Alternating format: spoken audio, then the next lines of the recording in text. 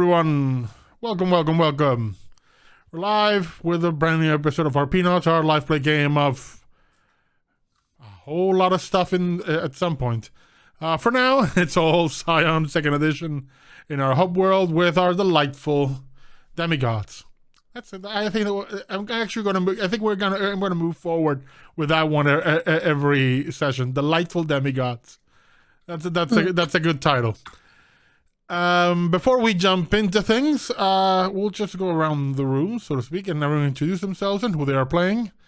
I'll pick one of you, and you pick who goes next. And thank you for the 5 gifted subs, Papaya Pariah. Oh, thank you. Good friend of the channel and owner of a really good username, Papaya Pariah. It's a fantastic username. Really? So I'll pick Void. Hi everyone, I'm Void from VoidCat Gaming. You can find me there on Twitter and Twitch and Instagram and all the stuff. Or here, or on Sundays you can find me playing Toasty Sword Lesbians over on Weave the Towel. Also, if you like chainmail and you want to get it in Pride colors, I'm selling chainmail in Pride colors. I don't have the link on me right now. Look at me looking around trying to find it in person. That's not how things work. Anyway, I'm playing Samuel, who is the opposite of the character I usually play. Samuel is basically the frustrated older brother in a super chaotic household. That's how he grew up, and that's also what's going on here. He can tell when somebody's lying to him intrinsically. Y'all. Which is to say he's being lied to a lot, and he's kind of done with it. That's me. Geyser, you're up. Oh, I'm Gliza. I go by they, them. I am a person of many hats. I'm a podcast host. I'm a writer, a variety streamer, a talk show host. The talk show is called Trial Run. It is a show where I interview different TTRPG personalities, creators, players, GMs, and everything else in between.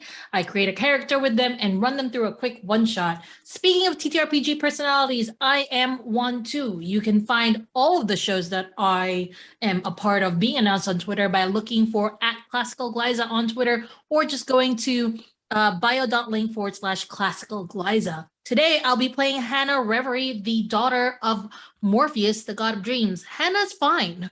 Hannah is good. Hannah can drive really well, is basically what I'm going to be telling y'all. So we've spent the experience on adding some piloting. Did we? Maybe. I guess we're going to find out. Megan, you're next. Okay, I'll just say this. We were all in the vehicle with Hannah. I'll just leave it there. You're eating. Are you guys alive? Did you die? That's true.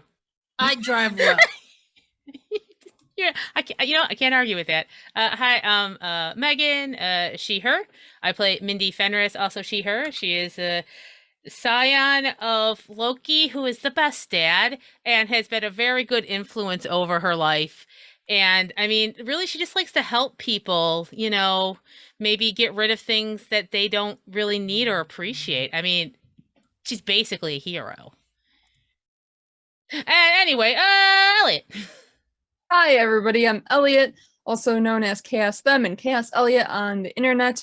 If you want to find where I am and where I will be, Chaos Them is the page you want to follow. If you want to see my random ramblings of my day-to-day, because I have ADHD, follow Chaos Elliot. You can catch me on the Bard's Playhouse on Sundays for their Pathfinder campaign. We did our first episode of our vampire campaign, which is going to be on a very small hiatus. But life happens, that happens. But if you want to see the first episode of Revolt on the Rhine, it should still be on their channel. And I play a Toreador, and she's fine. She's great. She's amazing. Her sire is the Keeper of Elysium. It's all good. But yes, I also do other things on the internet. Sometimes I stream on my channel, and then sometimes I post photography and do a bunch of stuff. I have many hats just like Liza. So I hope you guys enjoy tonight because I'm very excited. And Mao is who I am playing. They are they, them. They are the child of Mafdet, and they were a cat once, and now they're not. So it's fine. Not to give shit to other people, but I am instantly interested in the vampire game because it's not called Insert City here by night. Yep, it's a revolt in Germany, in Cologne, or Cologne, what Americans say. Nice. Takes place there. If I'm gonna do a bit of shameless self promotion, next week we are actually kicking off our Vampire the Masquerade here. It's called Kynan Country. Second season. First season didn't really end, but that's a story for another time. Much better with RPNauts, new cast and new story, and it'll be fun. We have a luchador gangrel. I'll just leave it there. I have a luchador gangrel who looks like a 50s pinup girl.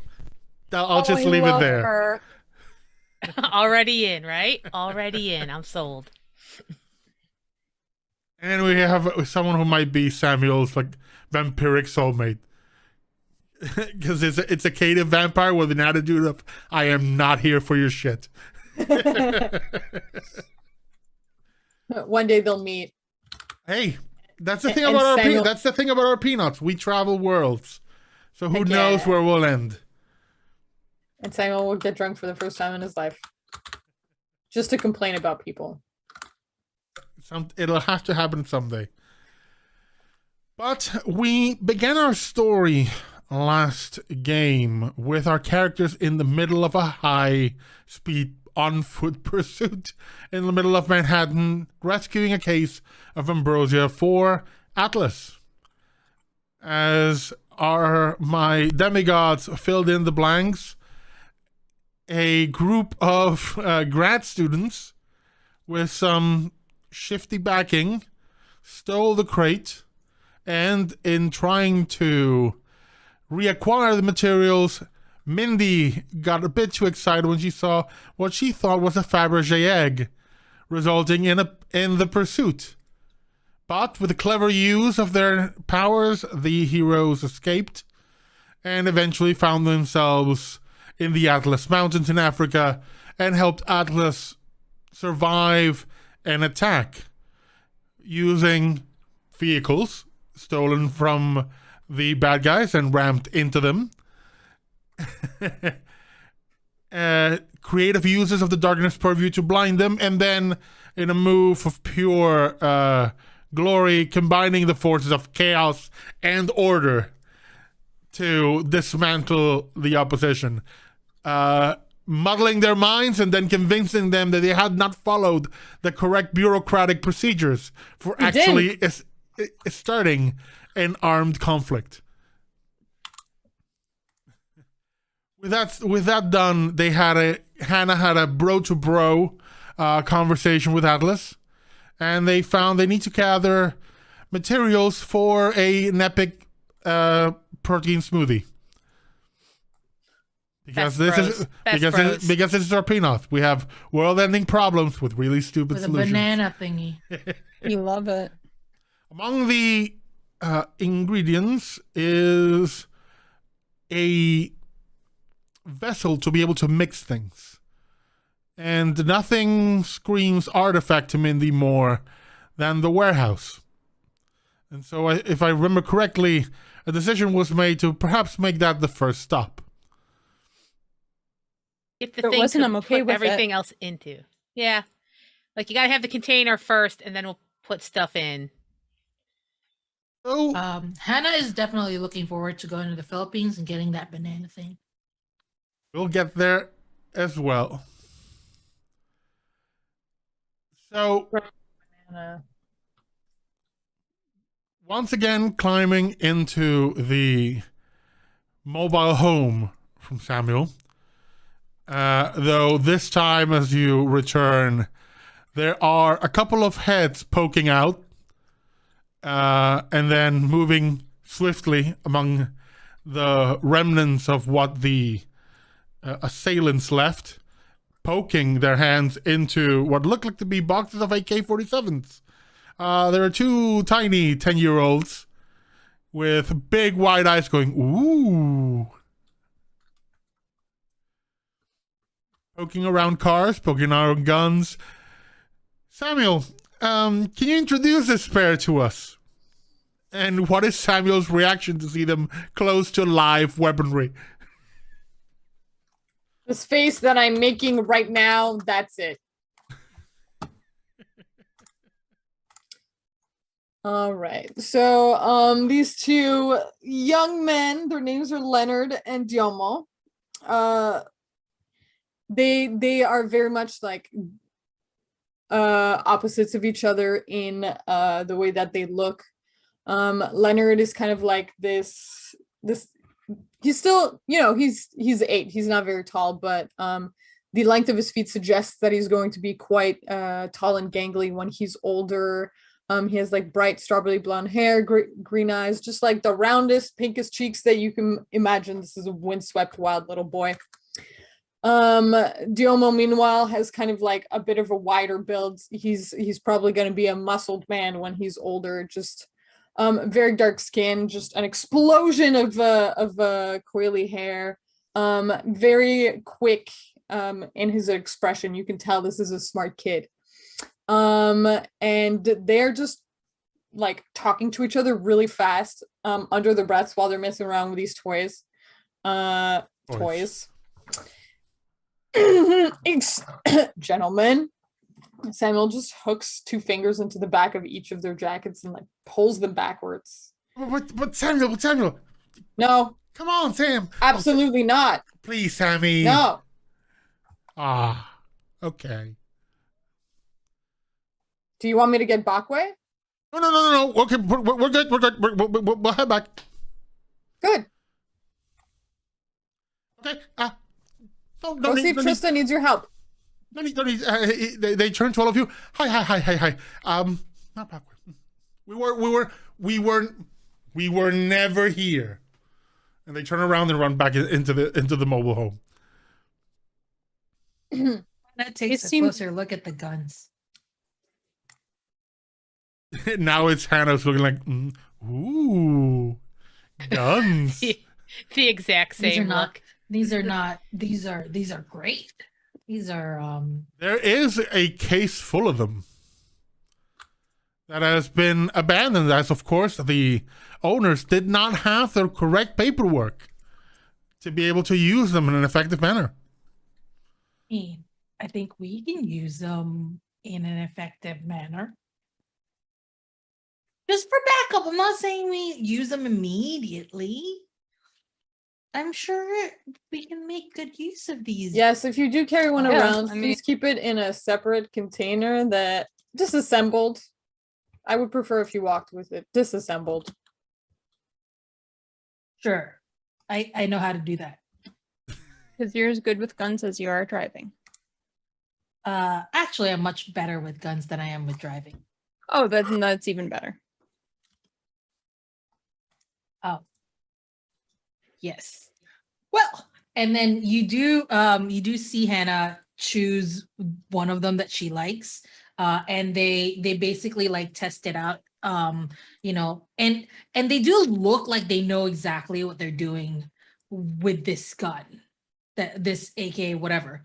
Glyza does not know shit about guns, but Hannah does. Hannah knows real good. There is something about the way they're holding this rifle that gives you the idea that is not the first time. All right, cool. I guess I'll take this one. Considering their appearance and the fact that they're a preschool teacher does create some questions. No concerns. Mindy's terrified. She won't say that out loud, but she just takes a step back from Hannah, almost not thinking about it, but recognizing the situation. She won't take a gun. It's not really her style. It's a little tacky. Guns are tacky. Like, why use a gun when a perfectly useful knife will do? From afar. I don't want to get stuck. I don't want to get my outfit ruined. Oh no. I am absolutely not saying anything bad about you, No, this is Hannah, or any of the Glyza. choices. Oh God. And then he's This like, is oh no, Glyza. I've upset Hannah. This is not good for me or my health right now. Oh, it's okay. Mindy can throw a knife too. Nice. But I mean, she doesn't usually have to fight. She just has a way with words. It's fine. People, you can usually find something to agree with on people. You just got to find the right, subject matter. Of course. Mindy has upset a few people in her business and has gotten out of it pretty well. Or has left the country. That works too. No, I don't think it'll all- let us see where you leave. Bye. There's so many countries. As you all proceed towards the carriage, the house, your creature, the little one, takes a look at you and the group and speaks to you. Where are we heading now, Samuel? This gigantic stone-ish lion carrying this carriage, which this creature can speak every language, and it is a moving lie detector as well. We get along great. We don't Yeah. lie to each other. There's an immediate side eye to Mindy, and then just looks back at Samuel. A smile. The worst, fakest smile every time. What information do we have about where the warehouse is? Mindy, has Mindy shared that detail? Yeah, I think I don't know how much of the warehouse she said, but she's like, we're heading towards the Badlands.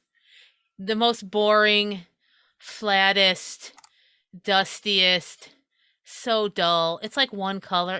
Anyway, it's fine. Yeah, we have to go there first and deal with the people that are there, the person that's there. It's okay. We're friends. Old acquaintances. It's great. I love being there all the time. I love this for you. I was going to turn back to the creature and be like, unfortunately, wherever Mindy tells us Yes. to go. Oh. Whether we like it or not. I think I know the place. By the way, does your creature have a name? Have you given them a name? No, I think I'm waiting for it to give me its name. I think the funny thing is you're both stuck in that position because you don't know. Samuel does not know this, but the creature is waiting for Samuel to name them because they were kind of given to Samuel cute. as a guardian, as a gift, as a divine gift. They're kind of waiting for aren't you gonna give me a name, or am I not family? Oh, And you're both kind of like, I mean, I don't want to This is an presume. instance of Samuel not really being connected to his origin. He doesn't know. They'll figure it out eventually. Get there. But all aboard, and you begin your journey. It is the beginning of our game, so all the legend that you had spent, if you spent any, is recovered. If you had gotten hurt in any way, you're fully healed. Though I don't think we even got remotely close to that happening. No, we got him. Because the only way I can describe the way you dealt with this was a curb stomp beatdown in a metaphorical sense. Because they can do a single thing.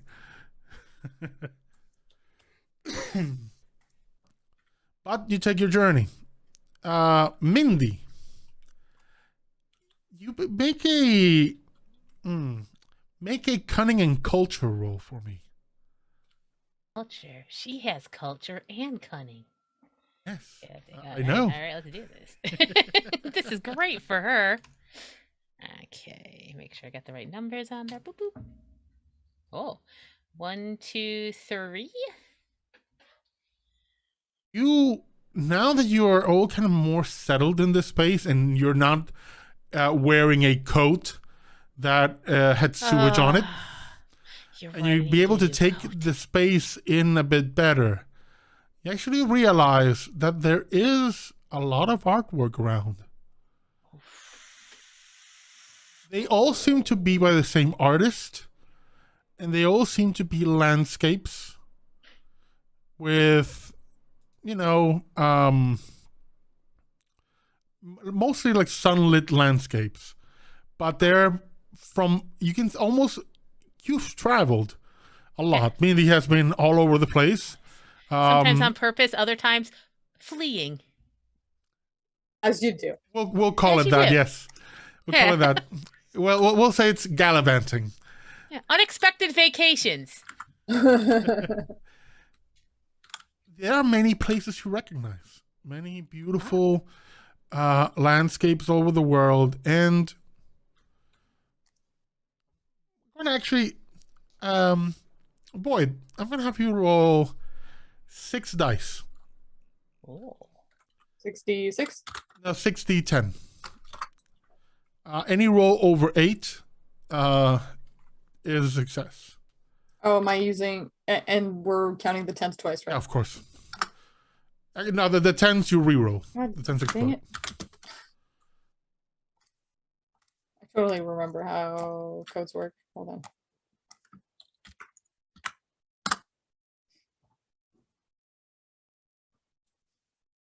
There's just one success. A success. The paintings you see, they vary in quality, but you can see a growing mastery. These are from the same, you can tell it's the same person, but you can clearly tell the progress. And some of the latest ones are fairly good. I mean, Mindy enjoys art. It's not always about the acquisition. Plus, I mean, these look good where they are. And I guess it would be a little rude also, because technically this is a hotel. And I don't tend to take hotel art. They don't like that at all. So, I Okay, mean, a first fancy of all, hotel. do not refer to my place of living as a hotel. Of course. No, do I just not. thought I just thought, okay, motel then. I thought I was being nice. Ah, there's interior hallways. It's a hotel, but that's okay. That's okay. Your lovely Lion Motel is lovely, and so Samuel is there because she's like, this is actually beautiful work. I mean, I have studied. I don't like to, toot my own horn here, but I do have quite a classical education, and these are lovely. They're very, I'd say, stealable. You know me. They are stealable. I wouldn't. But if I was in a different mind, if I found them somewhere else, I would absolutely take them and put them in my penthouse. That is the highest compliment I can give any artist. As Mindy is rambling, but partly gushing kind of about these paintings, you see Esteban on the side, growing progressively redder, and just clutching one of the frames, one of the paintings that he's done, like tightly, and just slowly stepping back, and then running around the corner. Oh, I'm gonna go follow him. Don't take anything. It's lovely work. I'm not going to I steal can it. tell when you're lying to me. I am Goodbye. going to ask a question. Yeah. Is Samuel going to flex some divinity to ensure that none of these paintings get stolen? No, not at this point. That might change. For now, no. Mindy legitimately, I feel I should feel offended a little. I mean, I absolutely deserve all of the distrust, but still. Hannah I looks meant- at you and says, "Yeah, you should be offended. These are actually really pretty. Yeah, I can see why you'd want to steal them. Thank Hannah. Hannah, thank your dear, and thank you. You're welcome." As Samuel goes to pursue Estelle, another figure comes into the room. You see a woman in her 60s, kind of little short, plump woman just strolls into a room from the kitchen, looks at the three of you, kind of measures you each, Wait, and goes, three? you, and you. Yes, I run off Mao, afterwards to Mindy, and Oh, Hannah okay. goes, you, kitchen, now. You're too skinny. I need to feed you. Come. Oh, Food. If you Hannah insist. oh, Happily. I one more look Nobody at the should ever art. turn down food. You come into the kitchen, and there is like a full course, almost full course Italian meal. There's like pasta, different sauces. There's like focaccia, caprese, bunch of salads. Sit down, eat. And there is like a almost like a little bell. It's like, yeah, I think I have enough chairs for you and the troops. And it just starts ringing it.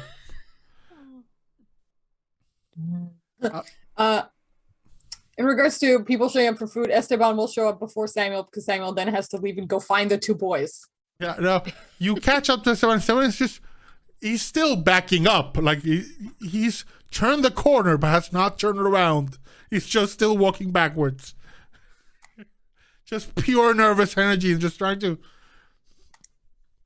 It's just like just deer in the headlights.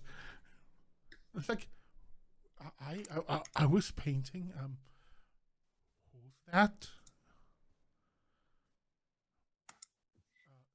Who are these Yes. people? They're helping me with something. Perhaps. I suppose I'm helping them. They will not be joining the family permanently, but I think we'll see a lot of each other. Unfortunately.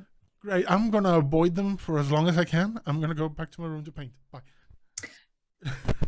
And then the ring happens as he just steps, like mid-step, like, Trisha's gonna be pissed. Yes, you do need to come eat. You may disappear to your room afterwards. I won't tell anyone where you are. Let me just drop the canvas. It just goes, puts her in the room, and walks back with you, but literally walking behind you, like you are obscuring him. Okay. In that case, I will have him accompany me to go find the boys. And I will hand Leonard to him. It calms him down to carry one of them. You find the sometimes. two boys poking Mindy's former coat, which is still in the corner of the open area space, still reeking, and they're all over it. Very curious as to how this kind of very expensive coat that reeks found its way here.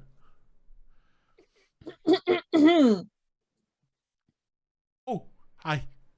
Hi, Leonard. Can you take Esteban's hand, please? Okay. Diomo, come here. Okay. Come here. I'm gonna double check, like pat their pockets down, make sure they didn't grab anything. There's definitely a few loose rifle ammo. Yep, I'm gonna take that. Thank you. Oh, man.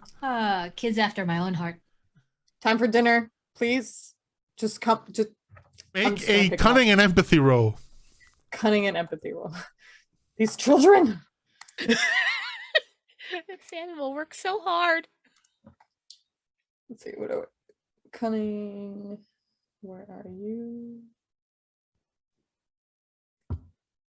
Empathy.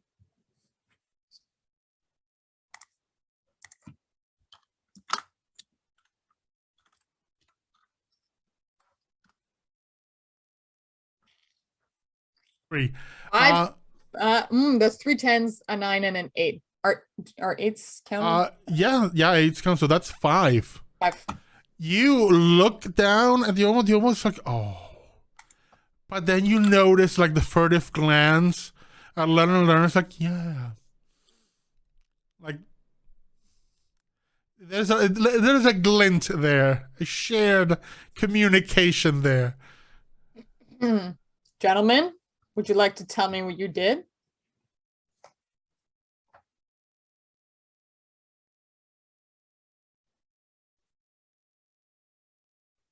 Don't worry, we didn't do anything dangerous. And then from outside the house, you hear an explosion.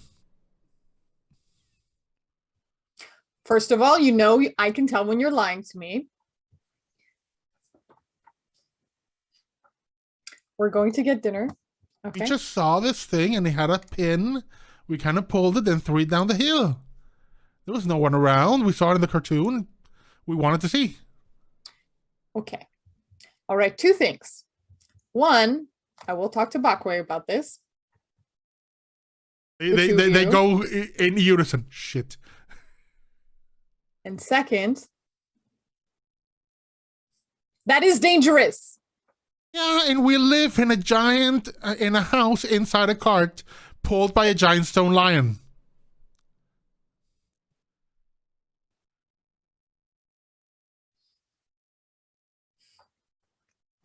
We'll talk about this after dinner. Okay. So, I mean, they have a point. Nothing is actually normal here. Normal is not the same as throwing grenades. Okay. I mean, I'll give you that. Okay. And now you walk. Now you walk with 3 people who really don't want to go with where you are going. That's too bad. I'm sure the boys will enjoy listening to Mindy and Mao and Hannah. Okay, they'll get along great, which I'm terrified of. They follow you. They follow you into the kitchen, and Esteban pretty much pulls away from you, walks straight past everyone, not saying a word, just nodding, and sitting by his sister and just using her again now as a body shield. While the 2 kids are looking at everyone like, there's a look in their eyes, Mindy, that you recognize. It's the look of new toys. Yes. The food is absolutely delicious. It is comforting for the body, for the mind, and the soul. It is so good that it's transported, and Glyza's eating it right now. Wow. Magic. Real food, man. Miracles. Commitment. There's one thing, Mao, that you know that you have found is since your transmogrification into a human, quote unquote, is that there's a lot more variety in food and flavors. Yeah, I just thought it was mostly just like chicken and fish. The green stuff scared me at first, but you know what? It crunches really, really good. And nothing is better than a good string of some iceberg lettuce just to like chomp on. There's no flavor, it just crunches. Yeah. You still think back to the first time facing the green stuff. Terrifying, but I kind of pissed at it. But nobody was looking, so it's fine. I think for Mao that was the biggest change in the first few months. Not hissing at things. I have to know.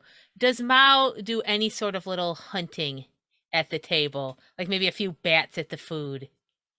So what you're asking is, do they find a mouse and leave it in Samuel's door? Oh, no, I mean like literally like the spaghetti's there with the meatballs, and Mao just does like a with the ball a little, and then like holds it for a bit, and then.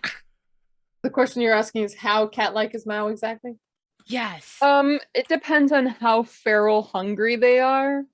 Yeah, that makes sense. It's moderate right now. So you might see them just like with a fork, just like there's probably some like caprese salad. They're just like rolling the tomato, like the little cherry tomato around with a fork, and they're just like, love it. There's an even bigger question. Watching that. There's an even more important question on the question of how cat-like are they? How close to the edge is the glass of water? Would you like to find out? Is this a lesson the others have learned yet? Or is it still ongoing? That is the question of how much Mao has shared of their origin. I haven't shared. I don't think I've shared much because I don't like people knowing that I was. But if I'm ever pissed off at you and I just see some water or some glass, I will look you dead in the eyes and just go, "Fuck off, Mindy," and then walk away. I feel like Mindy's just like, Mal's kind of passive aggressive. They need to work on their communication skills. It hasn't clicked. She's been around rich people a good chunk of her life. That is not the first time someone has looked her in the eyes and knocked a drink off the table. Yeah, So in your case, Usually it's, towards her Not though. of Like naps. usually it's me. Usually thrown towards. Yeah, but yeah, this usually it's a time little it more- was- Yeah, Mao doesn't have the best aim. Mindy assumes right now. Yeah. You missed or, me, but we can or try at the very again. least, if they spill a drink, it's a far more expensive one than water. Oh Well, yeah. yeah, that, it's okay. It's all right. Sometimes you have to work up to the full-on like Pinot Noir to the face. Yeah. That's It takes okay. a little Mindy is hand. encouraging Mao to, level up Oh, their she their shouldn't, but she is. expression. Yeah. She's like, it's okay, Mao. We'll Yeah. get this. We'll get through this together. I'll teach you how Go to hit throw me a drink. one day with the glass day. of water. It's fine. Yes. She's like, I shouldn't, but I want Mao to have the fullness of an insult when they are ready. Yeah, the confidence. Yeah. You don't want Mao to exactly. be ashamed when they're in front of Exactly. like actual rich people and they just, you want them to actually throw it properly. Yes. Yeah. It's a full-on And dynasty just like fight, toss and I it will off get the you thing there. and just throw it. Yeah. Yeah, no, if the amount of naps they take doesn't tip you off and the knocking things down on the Yeah. they're not That's you're, more- you're not gonna realize it unless they say something. That's more rich people stuff. They sleep all the time whenever they want to. Mao must be rich. Yes. Mao was probably rich. That's what it is. Yep. That's Yes. what it is. Uh-huh. Mindy is convinced. Mao is They're a definitely not a third or street fourth rat. generation. Yeah. No. You all enjoy this meal. The rest of the people in this household, this family, are looking at you like they're not in a rude way, more like, oh, yeah, new people. So from some of them, they're shy, others are very curious, but you immediately get the feeling that more people coming at the table is not something new for them. The meal, as I mentioned, is delicious, and it is comforting after the day you've had. And eventually you all go to your different rooms to rest. And if any of you wish to have, conversations between each other, a scene together, let me know. Or if you wish, we can proceed to your arrival. Mindy wants to do one thing before dinner's over. Has she seen the artist? Let's have Mindy make a Yes. cunning and let's make this culture again. Fantastic. All right. Let me get to my roller here. All right.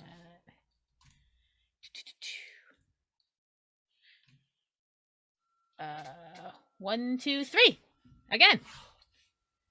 You look around the table and you see that all of them, they're people from, different races, different ethnicities, different walks of life, different age groups, different, styles of clothing even.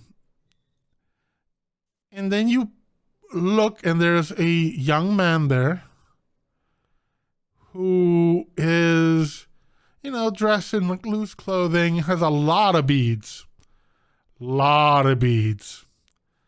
And you do notice a few flecks of paint here and there around their hands and a bit on the clothing. As the classic indie artist look that you have seen 100 million times. So you make a good guess, this is the artist. Would she have noticed what like food he ate the most? Did he seem to like something particularly above other things during this meal? I think he pretty much like everyone else in this household, and Samuel can correct me, they just eat what they have in front of them. Empty your plate. Empty your plate. Okay. He does favor the I mean, from all the accoutrements, all the salads, he does try to go for more the lighter stuff. Salads, and not the big bowls of pasta, more like smaller plates and salads and let's call it light things. Okay. I think when Mindy's leaving, and she's just gonna pass by him. She's not gonna stop or make a big deal. She knows how artists are. And she she didn't touch her salad.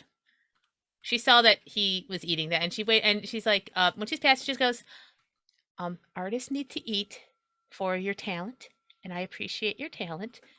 I'm just gonna walk by. You don't have to say anything, but know that you are noticed and your talent has been recognized. And she'll just hand the bowl and walk away. Charisma persuasion roll for me. A persuasion? Yeah. And what else? Charisma. I think it's presence or whatever the name is in this game. Oh, presence. Okay. Have a question. If her specialty in persuasion is silver tongue, would that count? Yes. Okay, and that's an extra die. Am I remembering that correctly? No, that is an enhancement. Oh, just a plus one. It means if you roll at least one success, it's an automatic success on top. Fantastic. So, okay, so let's do this. 1, 2, 3, 4, 5. 8's count, right? Yes. So I got 6 then. Successes. This kid goes beet red. And you hear you'll first hear like a little squeak, and then the faintest thank you, but like barely speaking.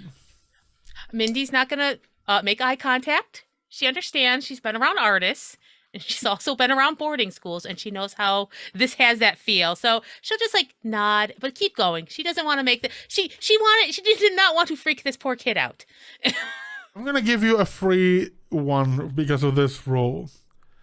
You notice immediately that he reacts this way, but the girl sitting next to him gives you a glance. And it's a look that you recognize, Mindy. It's interest in getting to know. So you're curious and you want to get to know someone a bit better. There's let's call it a hunger in that look. Interesting. Mindy will still keep going because she's playing it very cool, but she absolutely has noticed that. She's gotten some information. Not her main goal, but like information's always good to have. So she'll just kind of go, like, mark that to herself. Interesting. But keep going.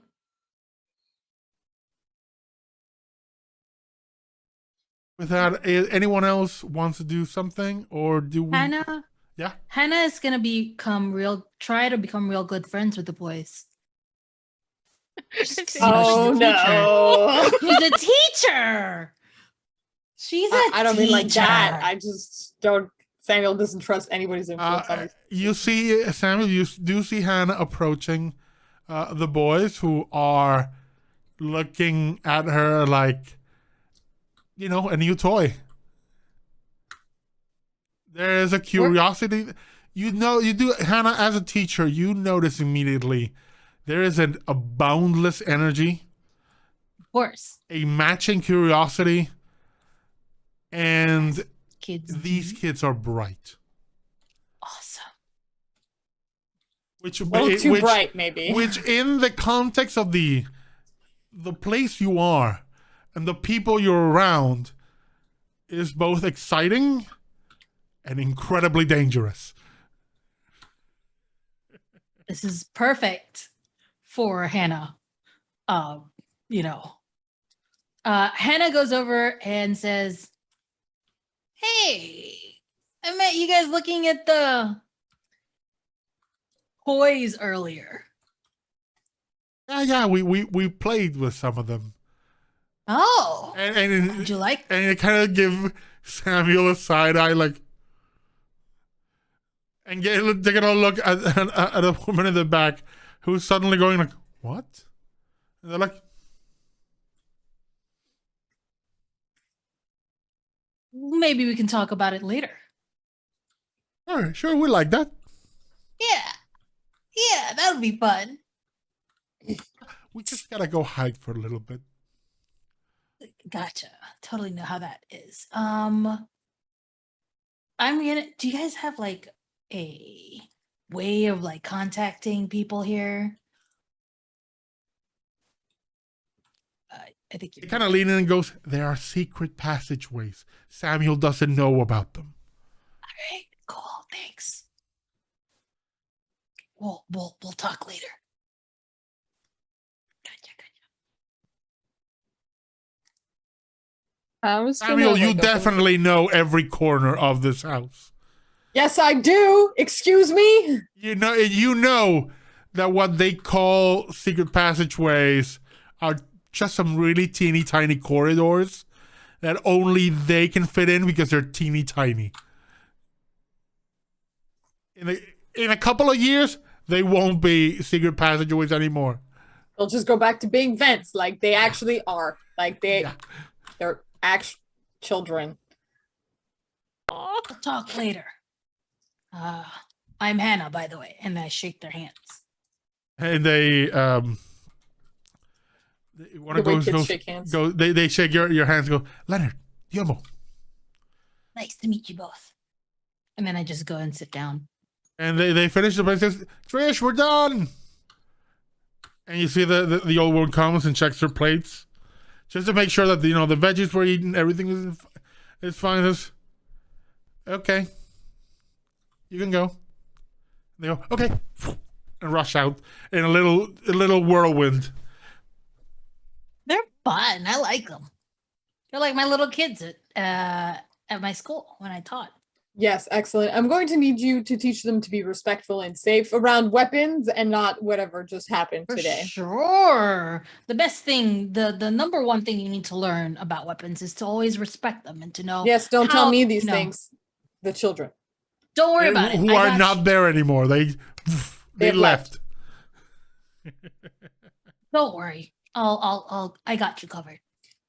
I am worried they were playing with a grenade today.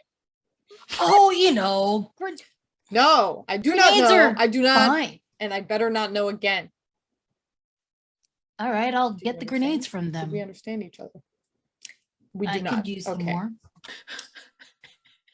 I Samuel could use didn't some know more.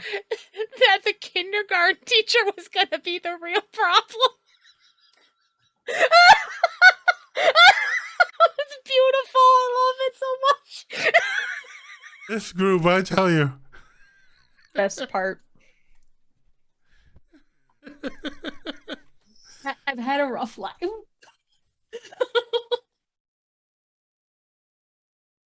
This is. I can only imagine the parent-teacher conferences. Says your son punched another kid. Says, It was is amazing. that a problem? No. The problem was he knocked him down and didn't finish the job. That's left why I'm himself calling you open. here. Teach them how to fight. You got to keep one fist up by the face. Oh, You know- I love Hannah going, okay, just show them UFC. It'll teach them. If you go to the ground, you follow. Exactly. Also, the bigger they are, the harder they fall. Sweep the leg. I like the idea that I think right now the former cat might be the one Samuel can trust the most with the kids. We'll find out. Again. The babysitter. Is See, a- the benefit of there being other adults in the house is that he can literally be like, just please watch them. again, there is a poetry in that the person in the group that Samuel can trust the most is literally the chaotic Least one. human. The most chaotic. Chaos cat. It's like a power couple dynamic already starting. Chaos, order. No. Yeah. Damn. I love it. Yes. But Mao like turns to what was the woman who did the cooking stuff? Trish. Turns to Trish like, do you have any like catnip tea or anything like that in your stores? I have peppermint tea, not catnip. But I can make sure to stock up on our next stop. Yes. Straight up catnip or catnip tea. It just calms me. There is an immediately narrowing of the eyes. Like, you can immediately tell she's filing it away under Samuel's weird shit. Yeah, it's good. None of his weird shit is his own fault. It's just the other people that surround him. Samuel's friends' weird shit. They also like flip open their phone's messenger app, text their mom, hey, what's a protein shake? There is a wait, and you get a text from Math that you have a translator program on your phone, because Mathdet is old school and just texts in hieroglyphics. That's understandable. I like the idea that I'm fluent in emoji. Yeah. Your parent exactly. Your parents like hieroglyphs, emojis, skip everything in between. You get along with those X gens, whatever, Gen X. You get the message and it says, and the hieroglyphics, of course, I say hieroglyphics. They're modern, so essentially just emojis. Again, they're pure emojis because there is no hieroglyphic for a guy bench pressing, but you do get one, and it's a guy, and it's an emoji, and kind of like Egyptified, like kind of looking like an Egyptian hieroglyph, but it's just a guy going with like a dumbbell in one hand. Hieroglyph bros. Yeah, it's hieroglyph bros. Gross. It's broglyphics. Proglyphics. Yes. Bruh. Funny thing is, Mathdet speaks most like Egyptian and ancient Egyptian and modern languages fluently. Most of the gods do. Some reason in text, it just does not. Seems to be faster for Mathdet to just communicate in symbols. Yep. It's you kind of understand. It's kind of similar to someone communicating, someone from China, Japan, communicating in kanji and wanji in characters, but because symbols represent words or meanings. For Mathdet, it's emojis. So And is it just a protein? Essentially, the message translates as basically as like mortal athletes and mortal scholars have discovered how the body works and what it needs to become stronger. And so really dedicated athletes ingest these to help get bigger muscles. And you see there is like an emoji of a guy like pumping iron, like. Okay, cool. They just send back a cat emoji, a lion emoji, a car emoji, and a random building. Like that looks like a warehouse emoji. That basically translates to, well, the cat's on the prowl. I am in a lion, ?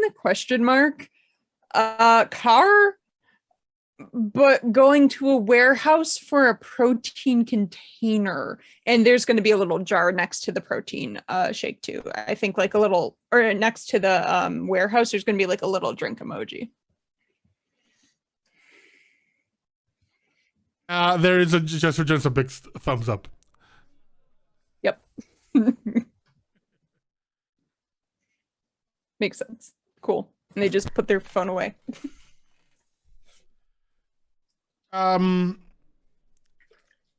Samuel. Does Samuel have an office or something in the house? Like a study or just the room? Works at both? Yeah. So his like personal room it's in the upstairs. It's kind of like central.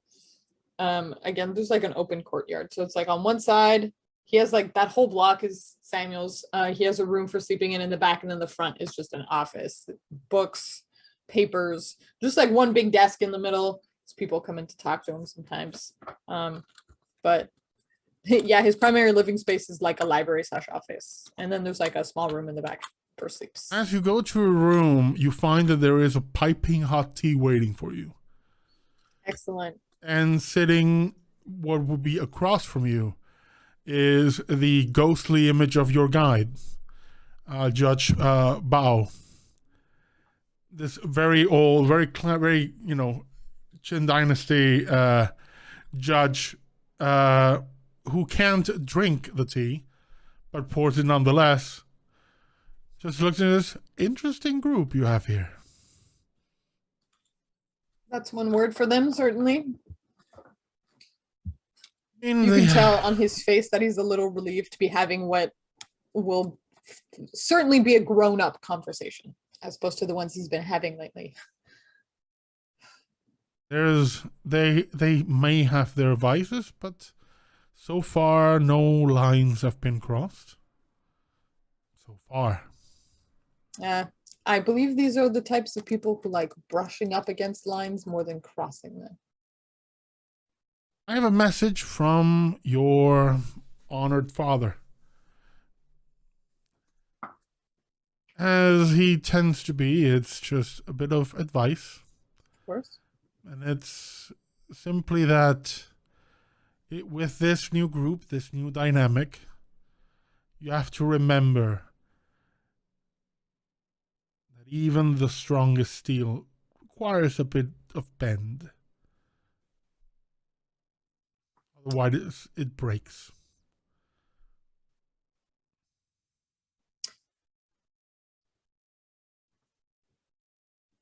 I feel like I'm already bending.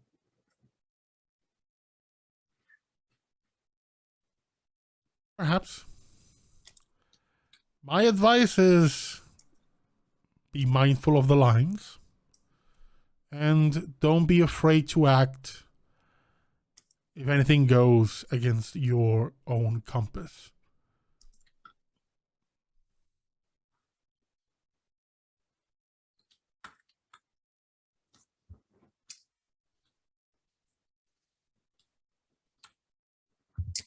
I will try to keep them in line. Are you saying I should abandon them if I disagree with them? Abandon? No. Take responsibility for them, perhaps. If you feel that you need to stop them, do so. I will. But the tea is quite good. I've not had any in a while and can't have any now. I promise it tastes exquisite. Glad you like it. And he vanishes and returns to a painting on the wall.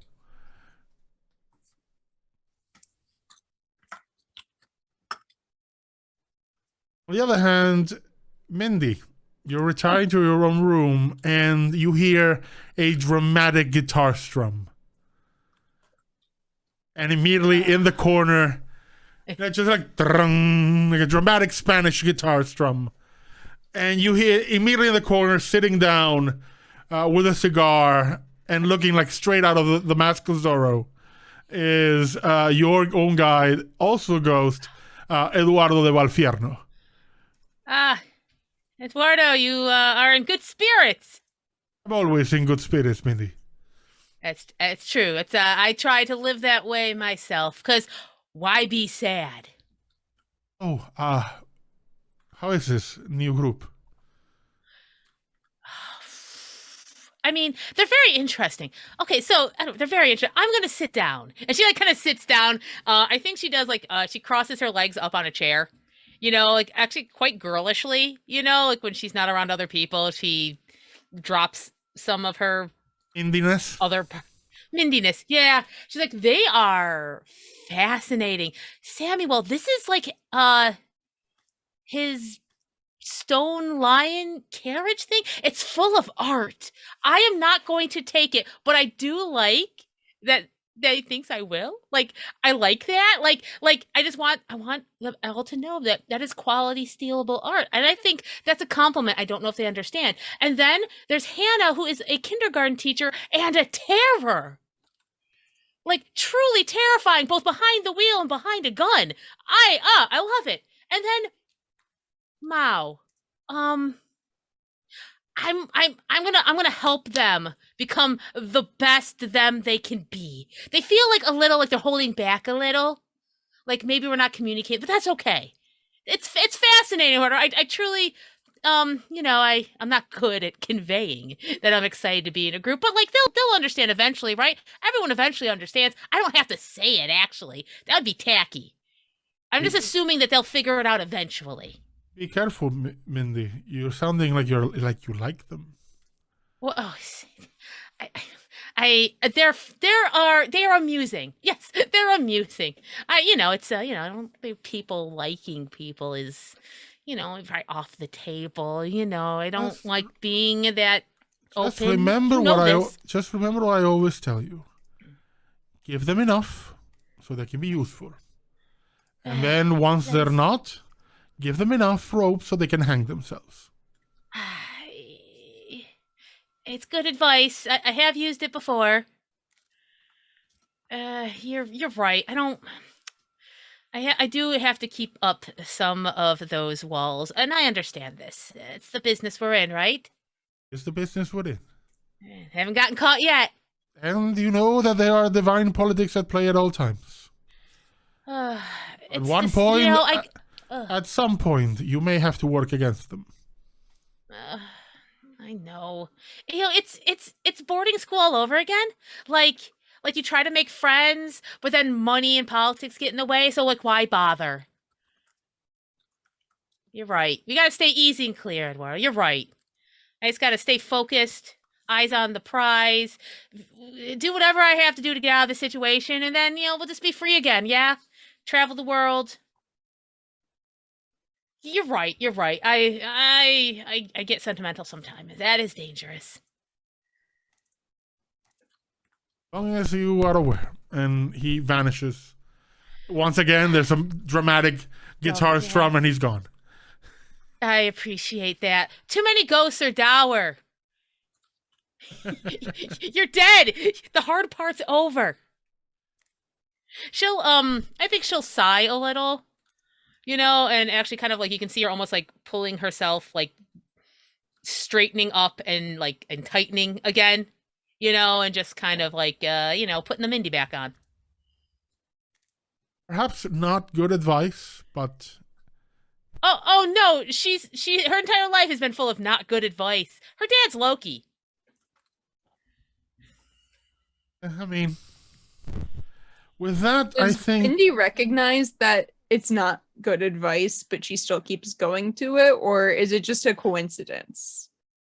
I would say it has served Mindy well, this advice. Like, she's not great with relationships because of this, but it comes from like kind of how she was raised and stuff. This all tracks with how she's lived life so far. So for her, she's like, no, he knows what he's talking about. So yeah, it's not great. We'll see where this goes eventually. We'll see where this goes. Relationships, it's a trap. With that, you all take rest, and this lion travels the world for you. And by the time it stops on the next day, and you dismount, you had gone from mountains in Africa to the Badlands in South Dakota. And you exit and face a gigantic metal building. It is a facade of a warehouse larger than any you've ever seen in any city. The metal looks old and rusted, and it seems to be built into a mountain. But there is a tiny, tiny, tiny door, and I say tiny in comparison to everything else. But it's a normal-sized door at the front with like a key card panel for entry. And beyond you, there's just brown. It's just dirt and rock, and you see hills and mountains to the sides as far as the eye can see, and nothing else. Oh well, there is a giant pile of cow manure to the right for some reason. Oh, look, they've redecorated.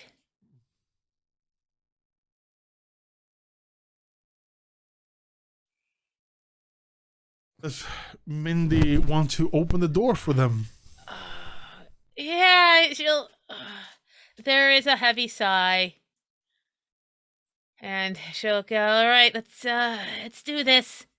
And she'll go up and let's see if her code still works. You put it and it opens. Oh, I mean, I kind of hoped it didn't. Or hisses. Once? Oh, it's complicated. You know what? It's fine. It's just I've done many things and been many places. It's nothing to worry about. Definitely Okay. not history that is a problem. Here, come see the wonders of the warehouse.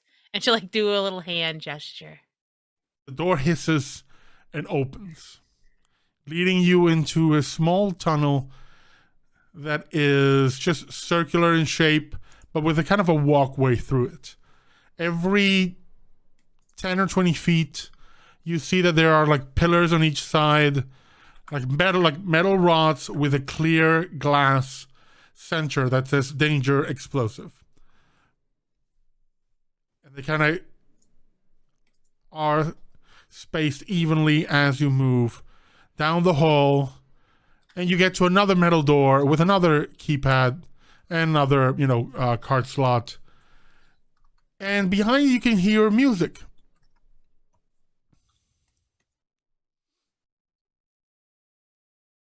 And someone talking in a very, very shrill voice. Going, and now I what is it? Oh yes, the sugar now. Oh, I'm going to knock. It sounds private. She'll just like knock on the. Hello? You hear a voice going, yes? Oh, shit, fuck. And then a moment passes, and then the door opens, and there is a rather plump-looking older gentleman with a bit of a cane, glasses, salt and pepper hair, more salt than pepper, which is something Samuel recognizes. And it's the caretaker for the warehouse. An older version, if anyone's seen the show, there's an older version of Artie. It's Arthur Nielsen. And he says, oh, hi, Mindy. Hello, Artie. Behind him, you can clearly see, folded on a chair, is Julia Child's apron. Oh, I see. Okay. It's okay, Artie. I'm sure you just wanted to whip up a snack, and this is probably the quickest way to do. I don't want to talk about this, Artie. I want to pretend I didn't hear this. You can smell cinnamon in the air. Oh. Okay. You know what? I'm going to completely ignore this. Appreciate it. I have some. I don't know if you know my companions. We're on a job. He looks at you all and narrows his eyes. Oh. And goes, demigods. Indeed. Hello. My name is Samuel, and you are, sir? Arthur Nielsen, warehouse agent, caretaker. And suppose that today is freebie day. Oh well. As he says this is freebie day, Hannah, Mao, and Samuel, you feel a pull. From beyond this room, there is a door behind him.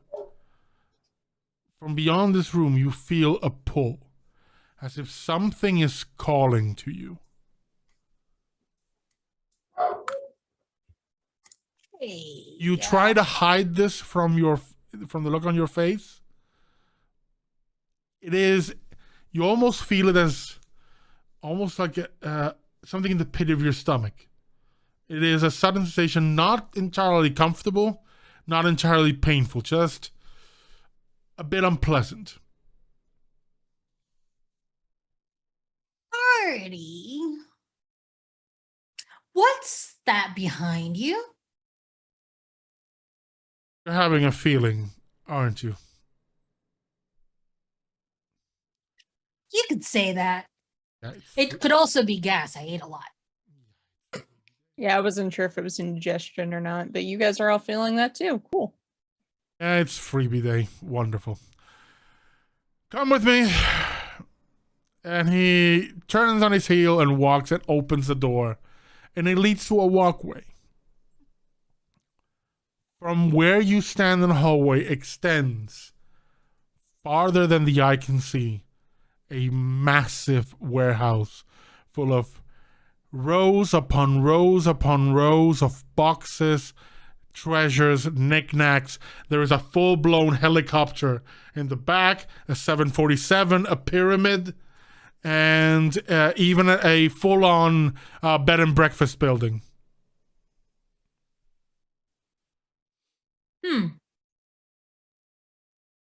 You've been in Samuel's portable house. This makes that look like child's play. Pretty big warehouse. Yeah, and it gets bigger every year. I suppose today it's gonna get smaller. You're muted. Muted? Me? Nope. Oh, okay. Still muted, Samuel. Why would it get smaller? Because it's freebie day. You're demigods, you came to my warehouse and you're having a feeling, meaning you're gonna take something. Oh, Oh. I see. is it one thing for all of us or one? The warehouse likely will choose and give you something. Oh, the warehouse chooses. Excellent. Oh, All well, right. I mean, that's my guess. I don't really get the whole demigod thing. I just We hire are here them, for a apparently. We are here for a specific thing. It does involve gods and protein shakes. Let's have I can't explain it. Go find your thing. We had a ping recently. Now that you say shake, it's related. Go on.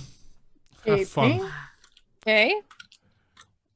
To give you a quick rundown, the warehouse exists to collect, bag, tag, and hoard all manner of dangerous artifacts around the world. Historical or just imagine a situation, an important situation, a person and the right set of circumstances, an artifact is born. Yes, a very important job. I see. Normally we just keep things locked in here. Sometimes we get pings. That means whether detect an artifact or the news tabloids or actual legitimate news point to something iffy going on. I see.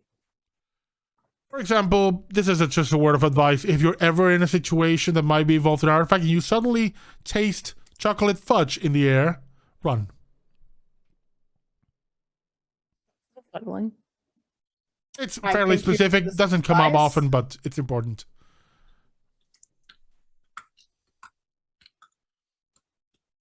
So how do we get that freebie? Yes. There's a stairs, or you can rappel down, or there's a zip Rappel? line. Zip line. Oh, this is gonna sound weird coming from me, but don't touch anything. Especially if it says do not touch. Normally that'd be the things I touch the most, but in here, I don't ask how I know, but I don't touch like anything you can. Don't ask Prevent how you yourself from know. touching. Don't ask how you know you worked here. Artie, that's not cool. Okay. That reminds me. I'm mysterious to them. At some points in the warehouse, you'll see containers with a purple goop. If you see something acting up, drown it in the goop. Yes, it's It very neutralizes it. messy. It's very messy, and God, Artie, am I still employed? Your records are still intact, and I think you'll need to die before you can leave. Son of a bitch. All right, this is great. This is great. Hey, welcome to where I work, everybody. It's like a McDonald's. You can't quit, and that could kill you. Great. Sounds like your speed. Who among you has the purview of death? I believe that might be me. Yeah, that's me. In this room with Artie, and in the warehouse, even from up here, there are thousands of ghosts. There are ghosts of past agents, victims of artifacts. There's enough ghosts here to keep the Ghostbusters employed till the end of time. I'm just gonna like, you know how cats just kind of like when they ghost hunt, they just like stare like uncomfortably for quite some time. They just stare. There's quite a They're few. kind of doing. There's a handful of ghosts of men and women who are surrounding Artie. Yeah, they're just gonna be staring like, no, actually, believe Mindy on this one. They're not lying. She's actually telling the truth on that. And they just kind of like look around like, For sure. But the zip line is something we can touch, right?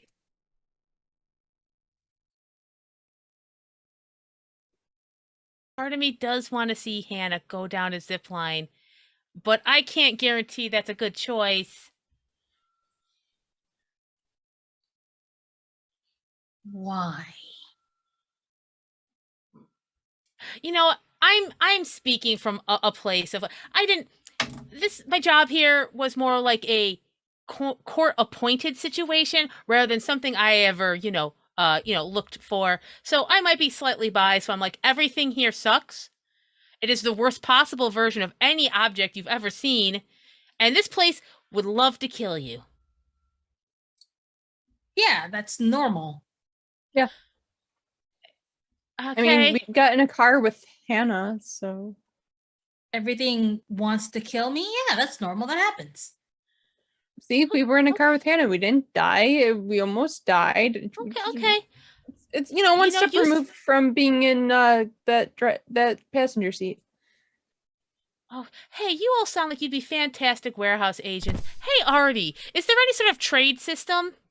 Like if I No. bring two in? I mean, we do have 3 vacancies. No, Yeah. I'm good. I'd like Frank, to get a recruitment bonus? if somebody checks back behind the rest of the group, Sam is like in stunned silence from having Mindy tell people not to do things and to follow rules. Sam is fully dissociating. Like,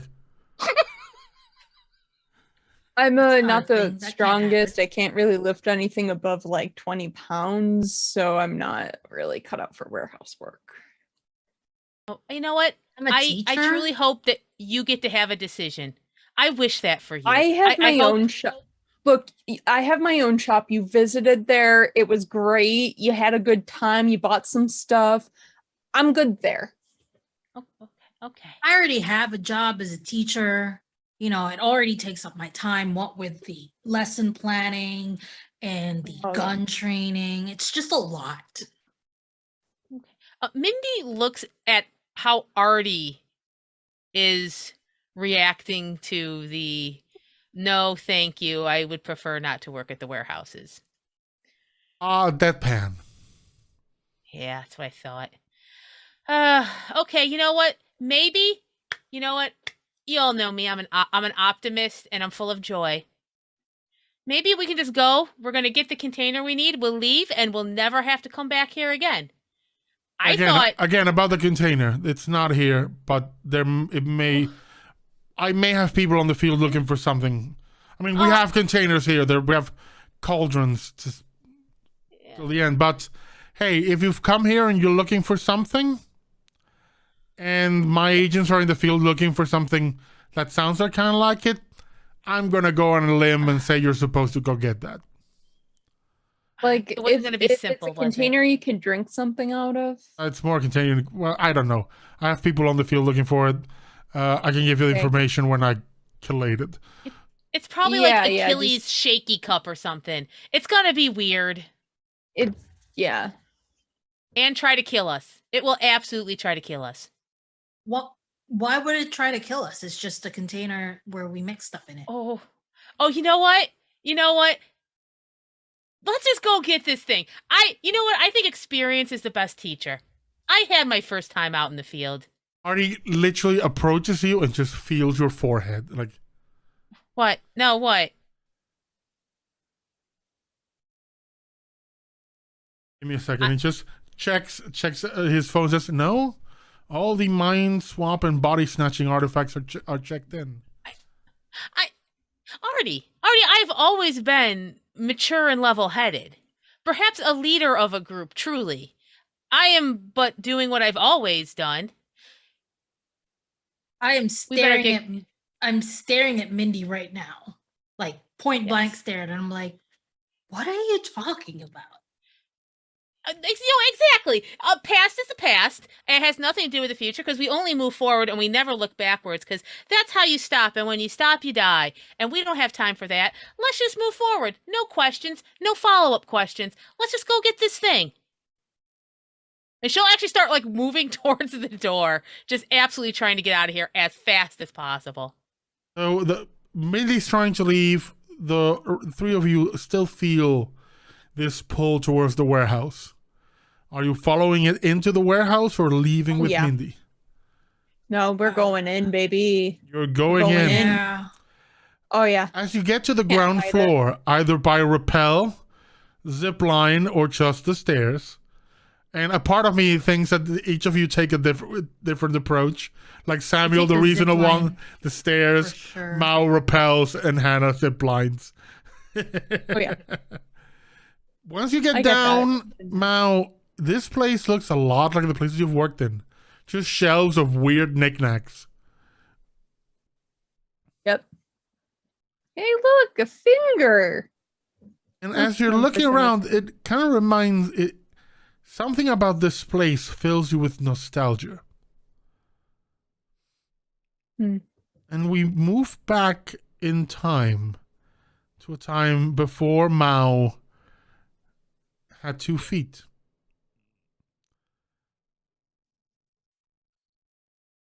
Mao is just another feline Oh.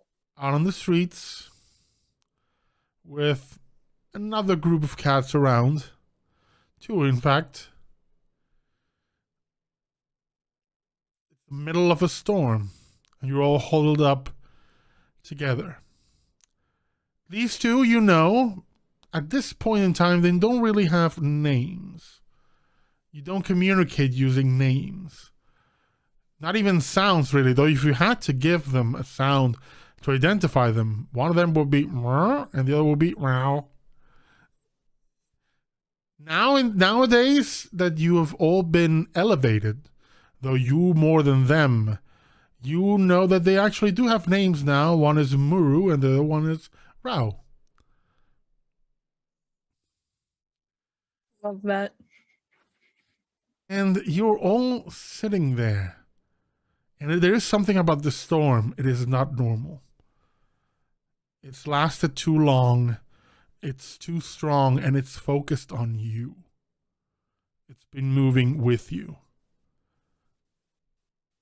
You're all huddled up when a shadow looms over you. And that's where we're going to take our 10-minute break.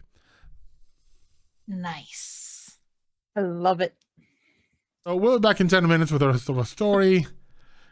And, stretch, get a drink, and we'll see what kills Mao the cat. Probably it's going to be curiosity. Wait, what? Oh, Yes, you can die in a flashback in this game. Oh, That's fine. It's cruel. fine. We're That's good. that's how we show that Mao has secretly been replaced by the enemy. Gasp. Perfect. You never know. See you in a bit. I had a fae that fell in love with a werewolf. I mean, you gotta fall in love with a woofer. I realize I Always. don't have my wig on. Hi, everybody. Let me just. We're pro Wolfer smooching here. Everyone gets a turn at not hearing when I say we're going back in and find themselves in a compromised position. It's okay. We're talking about monster dating. It's very distracting. Of course. There's one thing you must know about me. I take monster dating very seriously. Absolutely. Wait, As do I one have this on should. the right way? As one should. I I think mean, do. it looks good. Yeah. Yeah. Okay, cool. Yes. And Fluffy The thing Bud. is, like, this was my hairstyle for like the longest time, so And in the chat, Fluffy Bud. They may get a ping. They may get a pig. We'll see. We may I get a like a ping. We may pig. get a pig. Thanks, Fuffy. That's what I'm Pigs after. are a pig. actually really smart and would be great Yay! pets. yeah, they have like they have the brain of like a 3-year-old. I gotta tell you guys, I'm honestly really laughing at all of the animal science. It's like, hey, this animal's smarter than we thought. Hey, this animal's smarter than we thought. Hey, this animal's smarter than we thought. I'm like, what if humans feel just like- stopped assuming that we were better than other animals? I feel like that, yeah. They're Yeah. all smarter than you think. They all have more feelings than you think. Recently, Just an don't fuck with elephant an got octopus. so mad at a lady love that that it one. trampled her and then went to her funeral pyre, took her off, and then trampled her again. And then And killed elephants her have goats. funerals, so they know what they're doing. That That elephant also killed her goats, by the way. God, there's story that we need to like. I know I there's want a to know what that story. lady did to that elephant. That elephant does not Right? hate her for no reason. Yeah, and Also, all of Twitter was you- like, you can- "What did she do?" You can trust that elephant is in the right side. Like Yeah. on the Yeah. right side of history. Like elephants mean- are too sweet. They would never. This has Like- gone. This conversation has gone places. Yeah. Well, I mean, we're talking about animal time, so it makes sense. Oh, that's the perfect segue. Yep. Mhm. Oh. So going back Wow. to kitty cat days. Yes. You and your feline companions, your fellow feline friends, have noticed that this thunderstorm is following you. One of them turns to you and says, "I told you you shouldn't have picked up the shiny thing." It's really pretty. The shiny thing being to your side, and looks like a pendant in the shape of a cat. It looked very shiny, and you seemed drawn to it. You didn't know why, but you seemed drawn to it. And now something is following you. And you see this looming shadow trying to, first like ripping bushes, moving boxes. In this alleyway where you are, you can see it approaching you. Your position. What do you do? So all I see is a shadow, right? You see it's lumbering, likely a human. They tend to lumber. They tend to be very slow for you, but there's a lot of noise, a lot of things being thrown. You hear the yelp of another cat who just rushes past the place where you're all huddled up. Do they say anything, or is it just like It is the universal shriek of shit, shit, shit, shit, shit. Okay. It's the Popo, run! Yeah, so they just start taking off. You take the shiny thing. Yeah. With shiny thing in their mouth. Let's make it a dexterity and athletics roll. Yeah.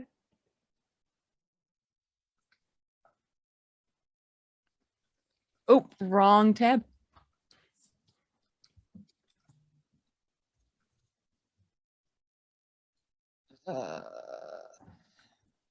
Math.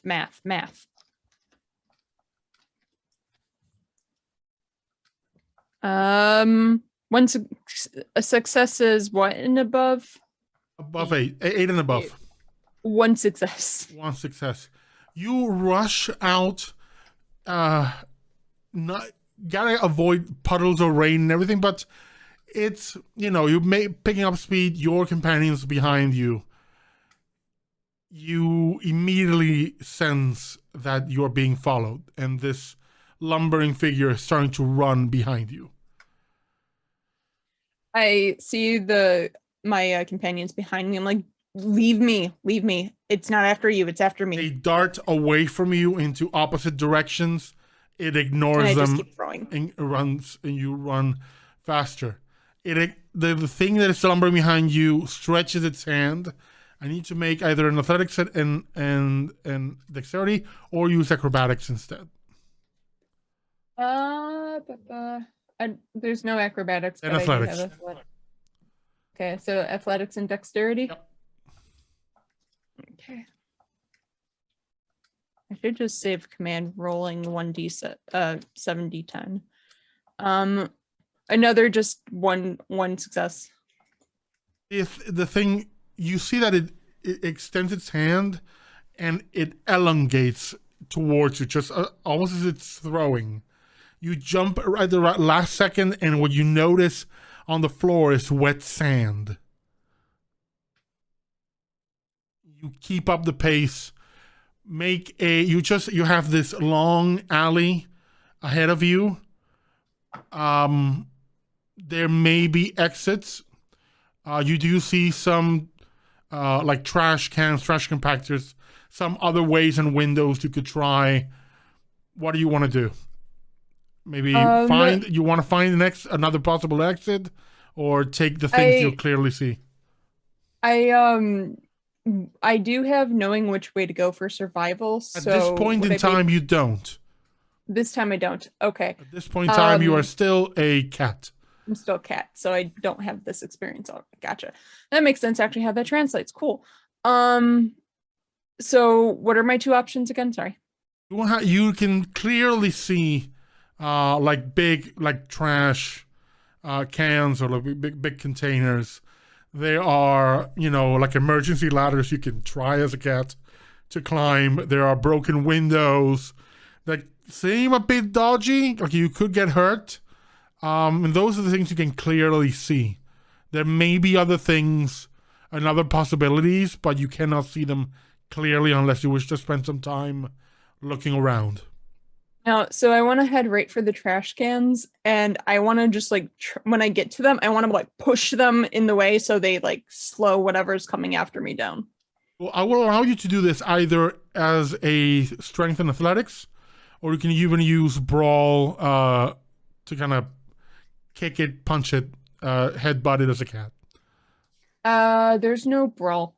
Sorry. Melee. Sorry. Melee. Again, all these games have Vampire different. is. Yeah. Same sheet style, but different names for things. Of course. Yeah. So, athletics. So would that be athletics and might? Yeah, athletics and might, or might and melee, whichever you prefer. I don't even think there's melee. Close combat. Oh, that's what Close that combat. is. There we No, go. I'll go athletics and might.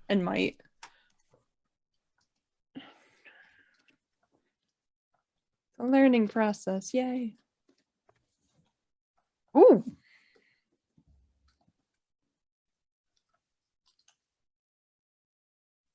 And then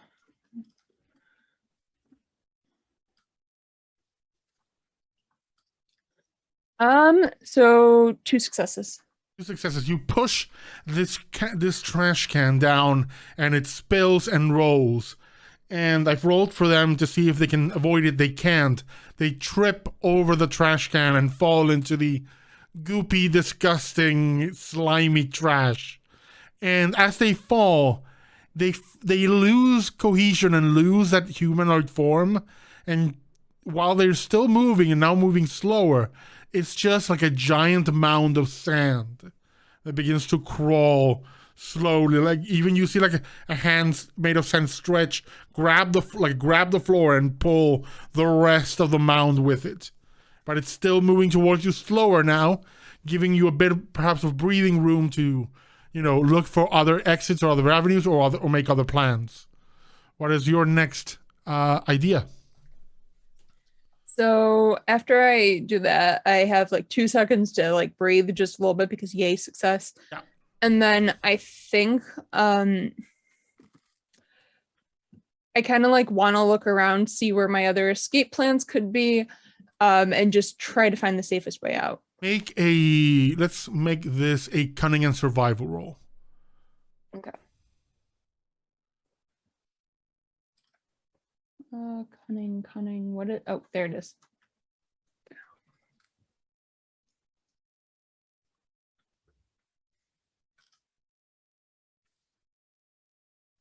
Holy shit.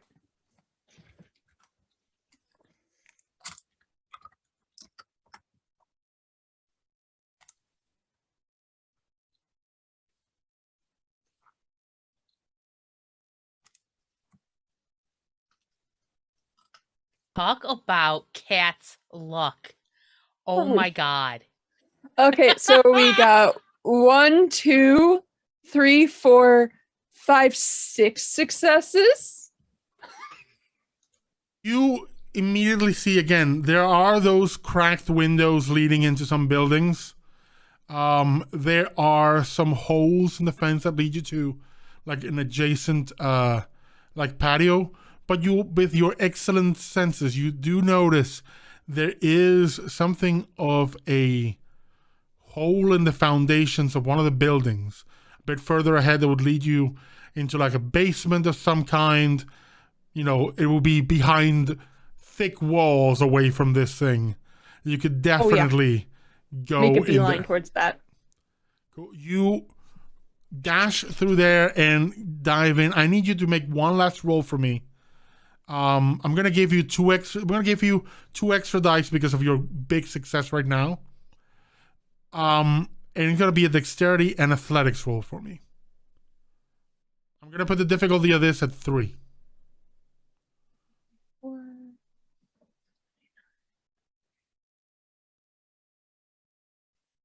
You said 2 extra?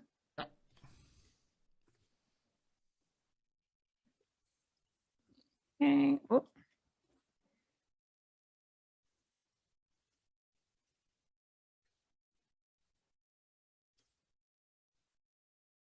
Okay, so 2 successes. 2 successes. Do you have any of your dice that rolled a 7 by any chance? Yeah, close down the wrong thing. Hold on. No. No, because Bunch of 6s, but not because 7. one of the members of our audience granted everyone a +1 dice boost, meaning you could bump the 7 to an 8 and make it a success. In this case, it wasn't. Hold on. I got this. Hold on. You cannot give the same. No! Players cannot do it. Why not? That's Yeah. kind of cheating. I didn't do it I was for like, me. damn it. I got feel so like many we- channel points. We have so many channel points. Where is it going to go? Where are we gonna go with it? Okay, fine. I will say I admire the hustle. Yeah. Thanks. That was fast too. That was beautiful. Simon would not accept it. He'd be like, "What are you doing? You're cheating." I'm like, Mao, you dive to that hole, and at the last second, while you're diving through there, the pendant in your mouth begins to glow. And it blinds you for a moment. You lose your footing and you tumble down and crash into this basement area. As long as nobody saw that, it's fine. You struggle, you try to stand, and suddenly getting on your 4 legs feels uncomfortable. You look down and you don't have paws anymore.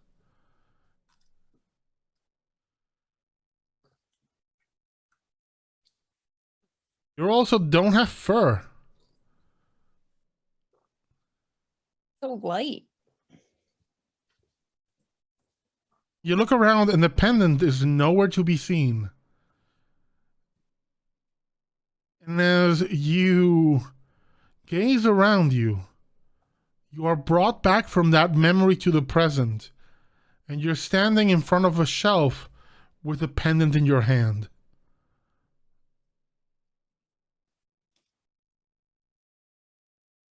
This is your new your new relic.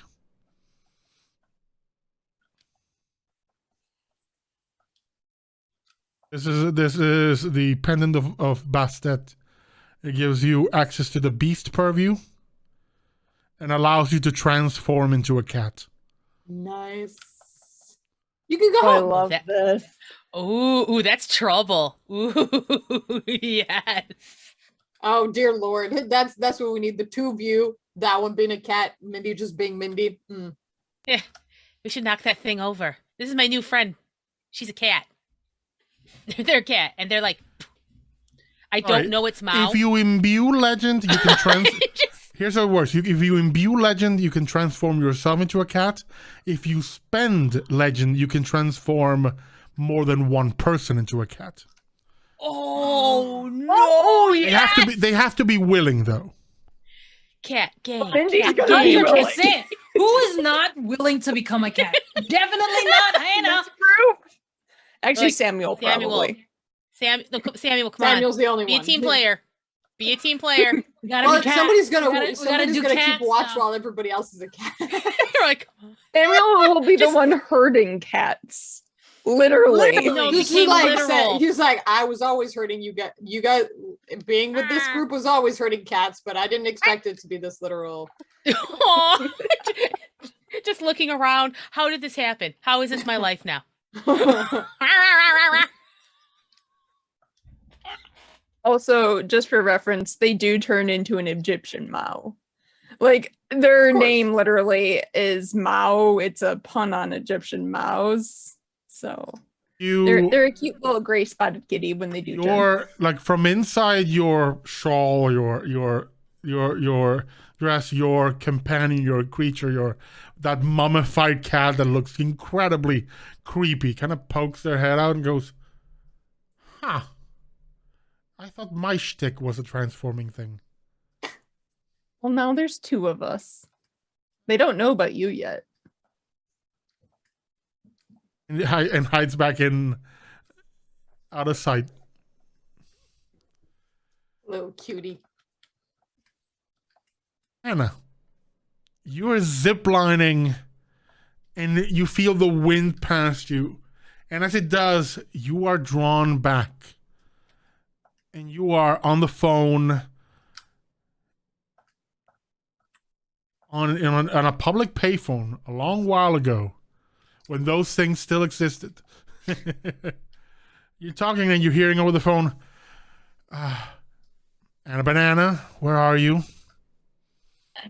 I'm just walking home, from work. You hear the horn from outside on the car waiting for you. A nondescript black SUV. Carpool and stuff. It'll be fine, Mom. Careful, honey. Yeah, I know. Don't worry about it. I'll see you soon, okay? No worry until you're home, right? I know. It won't be that long. That's why we did carpool, because we couldn't afford a car. But it's okay. That's why you're such a bad driver. Mm-hmm. Okay. I ride the nondescript SUV. You get on the SUV and the driver's seat, someone's moved away for change seats and giving you the driver's seat. He goes, "Hey, okay, Hannah, this is how it's gonna work. It's in and out. I just need you to be the driver. We're just gonna hit this place, grab it, we move out. Clear? Are we good?" What? I mean, Chico told me you were ready. You were good. That we could count on you. Gay? Do I know What's going on? Does Hannah know? Hannah knows what's going on. Okay, cool. Because I have no idea Sorry, what's going on. my bad. I was hoping you would get wing it. No problem. Sorry. I'll wing it right now. You do know that no. Hannah, while not explicitly being a criminal, like hardcore, you've dabbled. I've dabbled. That's right. But lately, money's been very tight.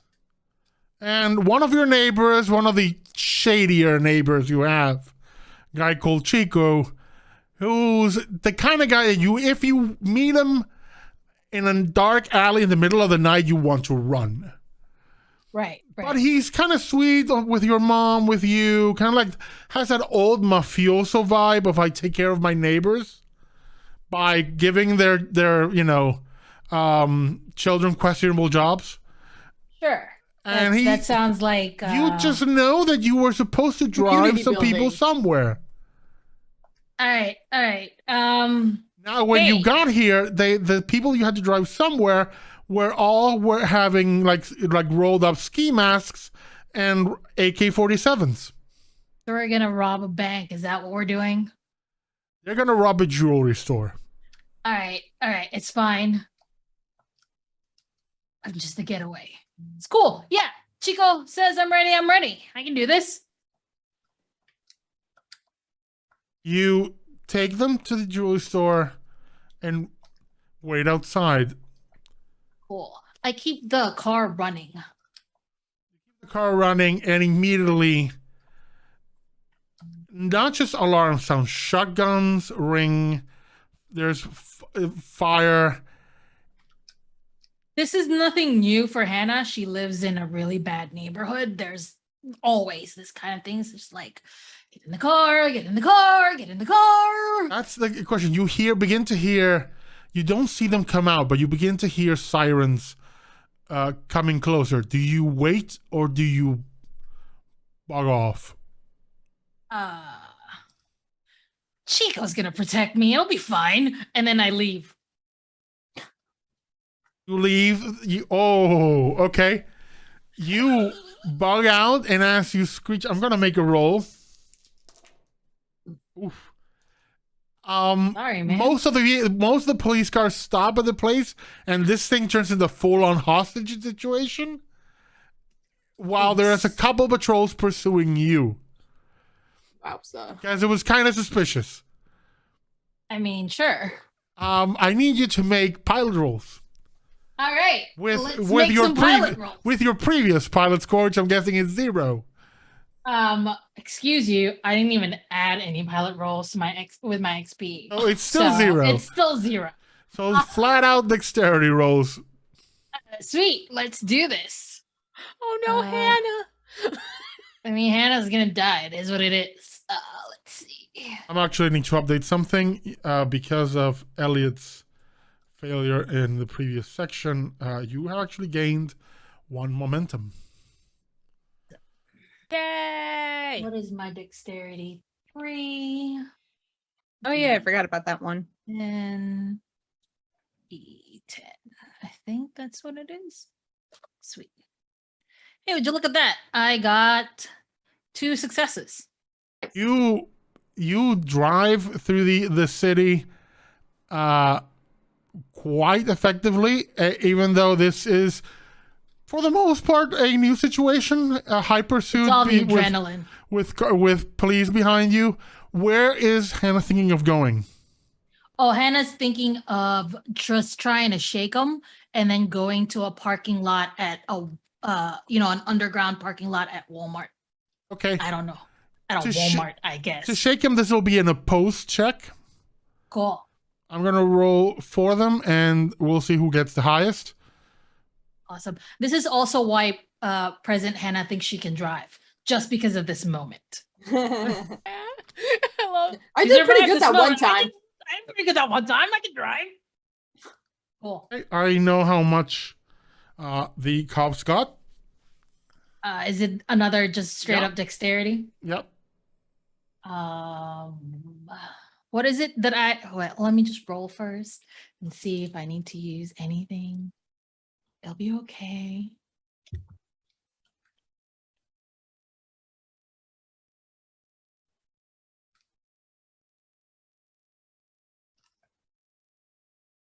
Oh, hey, that's another 2 successes. You with a managed 10. to shake off these cops. Okay.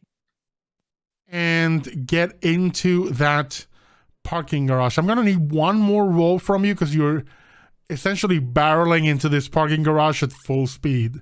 Cool. To see I'm if you gonna don't, I'm gonna put the difficulty of this at 2 again. Okay. To see if you don't crash into a wall. All right. Well. Hey, would you look at that? That's a 2 success again. You stunt drive the shit out of this. Do like a perfect like initial D kind of drift around this. Drive. In full delusion mode, Hannah is in another world, living the dream of the stunt driver. Perhaps the first time that she called on the dreaming world on her own. Just the power of mind over matter, and you manage to hide yourself away. There may be danger, there may be problems with Chico down the line. But for now, you're a stunt driver. Awesome. And as the car stops and you wait in silence, we're drawn back to the warehouse. And you, much like Mao, find yourself standing in front of another shelf. And you have gloves on now. These are Lucky Teeter's gloves. Lucky Teeter was one of the first stunt drivers in the world. He actually invented the trick of one of the pioneers of the tricks of jumping like off ramps over buses, which is what killed him. His gloves give you a +2 dice on piloting rolls, and if you crash, as long as you are on a vehicle, you do not get hurt from crashes. Nice. May I ask an important follow-up question to that? Yeah. Okay. How about anybody else in that vehicle? Oh no, you're on your own. Yeah. Okay, that's what Womp womp. Okay, there we go. Yup. Don't get in the car with Hannah.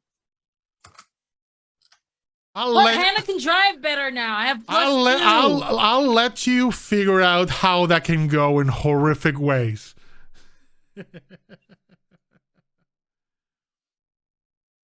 Awesome.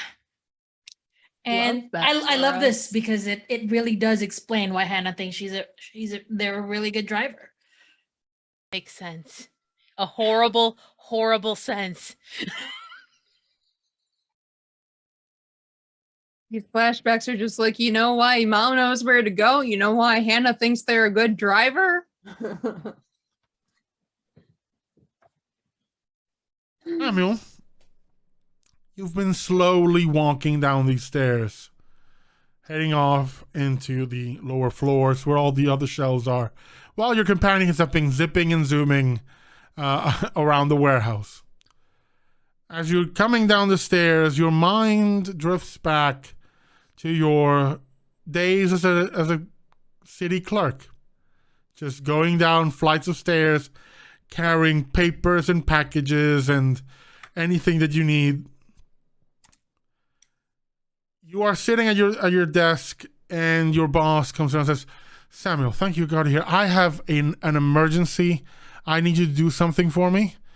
A gentleman came in, brought a bunch of paperwork. It's all wrong, but there are some personal documents here, originals. We have his address. Could you me the favor and deliver them to him, please? It should be nearby. I think it's a few blocks away. I cannot go. I have a family emergency."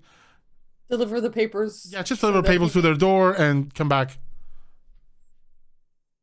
Should I not assist them in filling out the paperwork properly? if you want to do it, I won't stop you. Then I shall. The papers, please. He hands you, it's a very old folder with every paperwork. Imagine someone hoarding their lives papers. There's like food order, there's like food orders, there's invoices for movies, there's a marriage certificate, birth certificate, driver's license, there's an original passport. Oh, perfect. Everything's here. And everything, definitely pretty much do all every this. paperwork for anything you might need, except the actual forms for the thing they need. They just saw, from what your boss said, they just saw that they had to just bring it here, and then we would take care of the rest somehow. And the person just dropped off the papers and left. It's Can I tell them the it's an papers? older gentleman, so we need to help. Yes, what were they trying to do? I have no idea. That's the thing. I don't know. All right. So I'm just going to take all the papers, put them in Sam's briefcase, which is a pretty boring, just very regular rectangular briefcase. It doesn't even have a lock or anything. It's just old school leather. Just going to put the papers carefully inside. Which is hilarious because, as usual, his physical appearance is not great. Shirt not tucked in, but whatever. His briefcase is very organized, and he's gonna head over to the address just by foot immediately. You head Sounds like a to pastor should be you head to the address, and it is nearby, and it is a little shop tucked in an alley. It is essentially the little shop from Gremlins. And the old man, it is an old Chinese man with a long beard, the old venerable ancient kind of look. And it's not so much knickknacks. It looks like this is like a hoarder's house. There's just a bunch of crap on the shelves. And he just looks at you and make a cunning and empathy roll for me.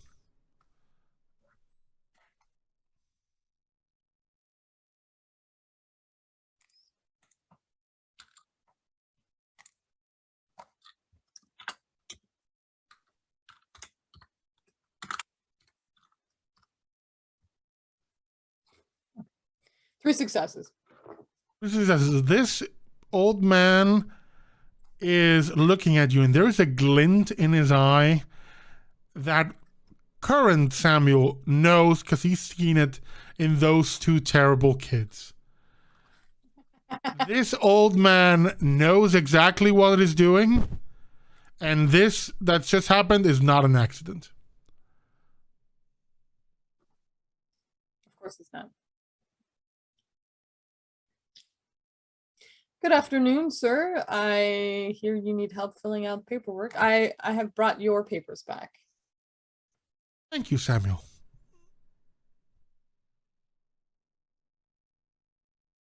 You are welcome. Your name is? You can call me Feng. I've been looking forward to meeting you for quite some time.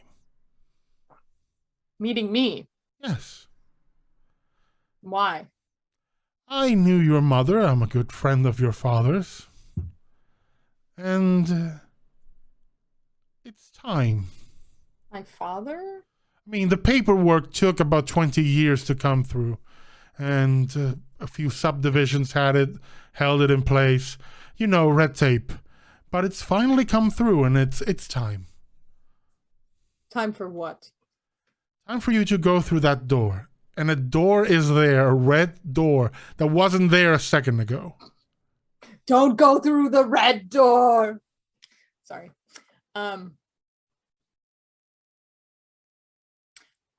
Pardon me, I was just returning your paperwork and aiding you with.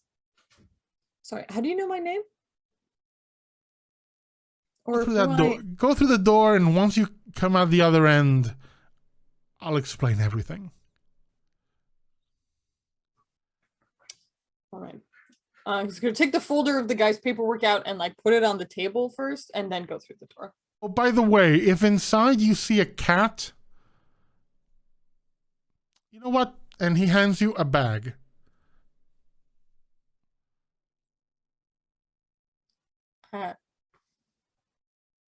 Samuel will look inside the bag, There's clothes like for a cat, for a person. person-sized clothes. Samuel-sized clothes, or just like regular? Regular clothes for, they look, for a person, lightweight. They're mouse shaped. Yeah. Samuel will follow directions because he doesn't know what else to do here.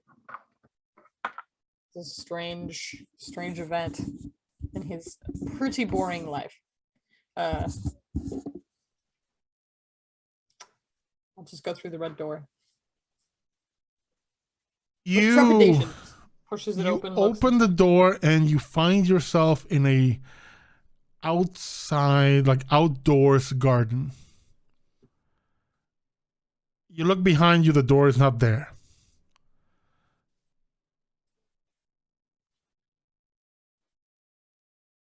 You see the garden, it's quite beautiful. And in the center of it, like just in front of you, is a pond. And upon it is floating in the middle just a single golden lotus. You hear a voice in the back of your mind. The voice that you hadn't heard before just says, I know this is cliche, but every adventure requires a first step. I'll see you at the end.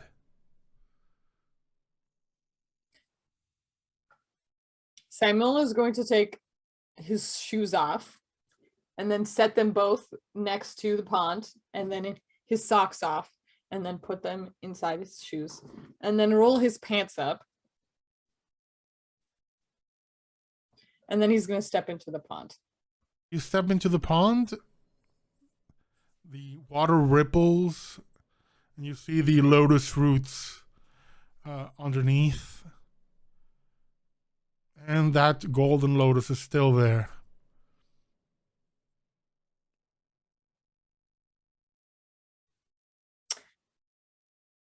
Okay. Glints in the sunlight. Almost like it's made of actual gold. Yes, I will come. He's gonna just like walk very slowly, kind of like ritualistically almost.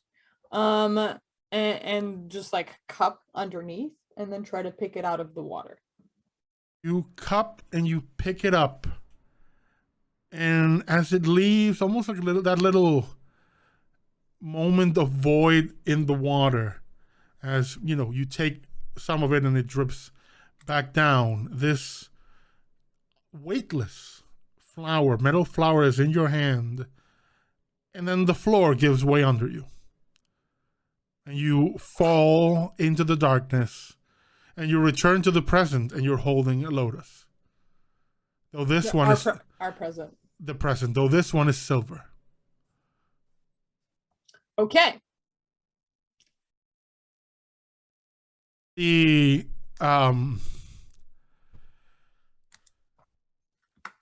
silver lotus, I'll give you the details in a bit. Mindy, you have seen your companions just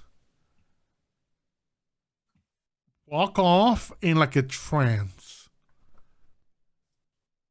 Right into the warehouse. Yep. You, on the other hand, hear a voice calling you. It says, yo, Mindy, come check this shit out, Mindy. You're gonna love this shit, Mindy. Am I though? She says out loud. Am I though? You're gonna love it. It's gonna keep you safe, Mindy. Is Artie around? Artie's there, just, typing at the computer. And says, I'll have the information for you in a bit. Right. Hey, Artie. I'm just someone to know. I'm gonna go follow a voice into the warehouse. So Wear the gloves. Okay, yeah, you're right. Okay, yeah. She will grab a pair of gloves, put those on. All right, yeah, let's do this. We're probably all lost in this warehouse anyway, and I'll never leave again. She's like, all right. And she follows the voice. By the way, just from my notes, Samuel, the Lotus allows you to, with a spending legend, you can make a manipulation and empathy roll. Ooh. Either empathy or leadership. I'll leave it free. I think it's leader or it's is it leadership? The I don't know. My leadership is 3 and my empathy is 4, so like I'm cool with so either. either or you can roll whichever you want, and people need to roll their basically they need to roll a save against it. If they fail, you can stop any animosity in an area. Basically, you can stop conflict. You basically emit with the Lotus a wave of serenity. Nice. Okay, so it's a contested manipulation and leadership roll again. Versus a. Let me just get the sheet so I don't keep making mistakes with the skills. I got it.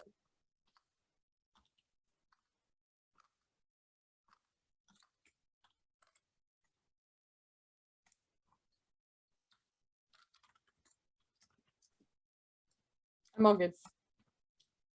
I wrote it down. Thanks.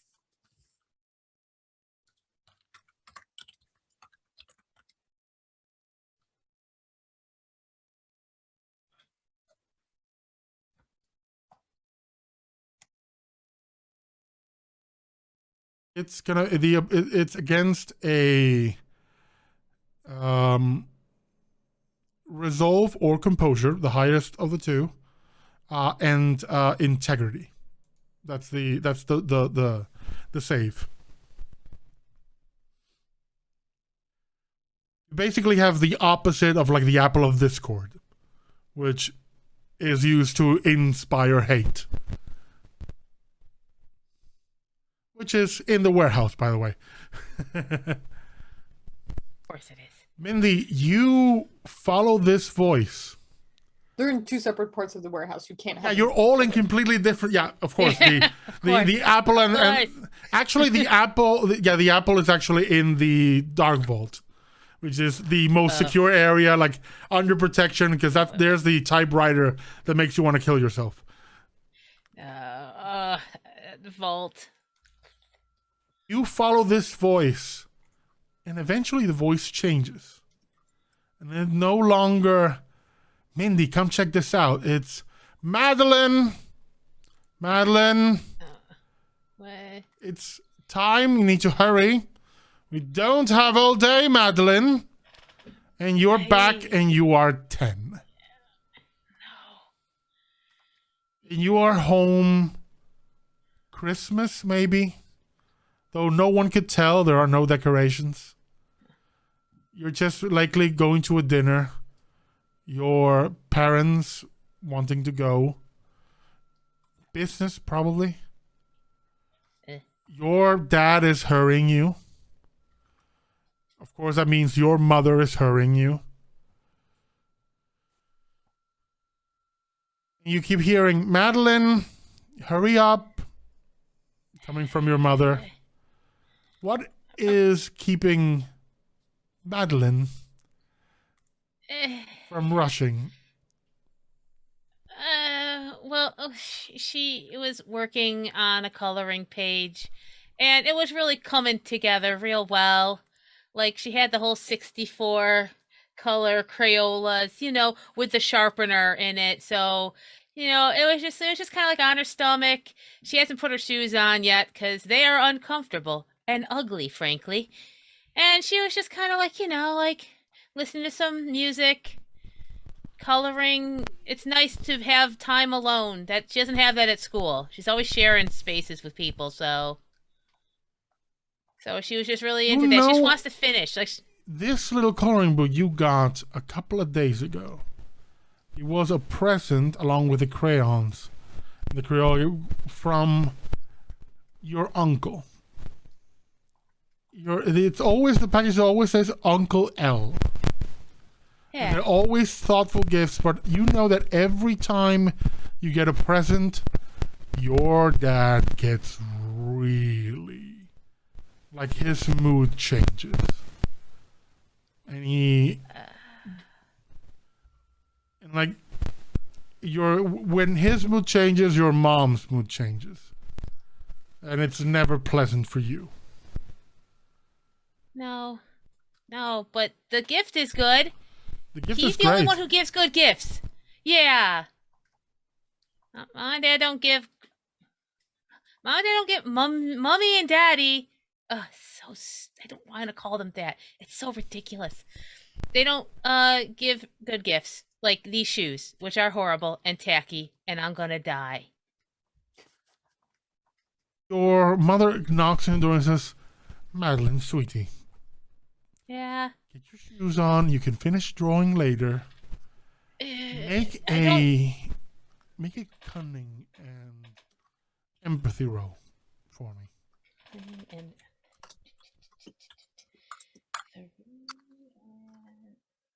oh, okay, that's cool. Oops. I love that baby Mindy's first word was tacky. Thank you. Okay, one success.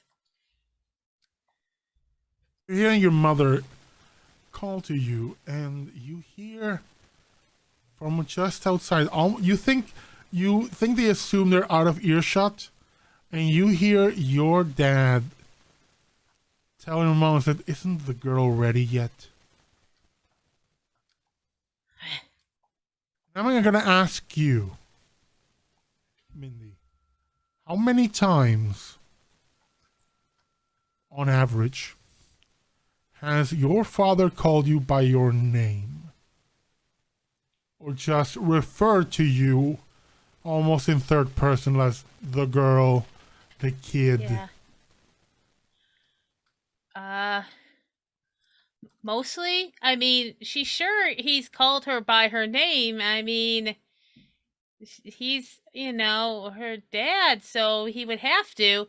But if she had to think about it, she's not sure she could give you an answer. And she doesn't like that. With that same role, you notice that your mom hears it, looks to you, and there is a sheer moment of, this is something that only now, and this is something I will telling you, modern Mindy, in this sort of memory, you're somehow noticing this look on your mother's face that you hadn't thought of before. It's only done right now in this moment, almost like in hindsight, that you're noticing in this memory that there is a moment of panic in your mom's visage as she looks away into you, and then her gaze shifts to shame, guilt. You can't point it because it's still a child's memory. You don't know how to read that well, but you can read the fear. That's clear because you understand fear better than anything else.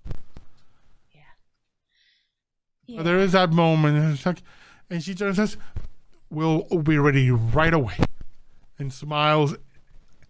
And even then, you could tell the smile was forced, because it's the same smile you pull when it's forced.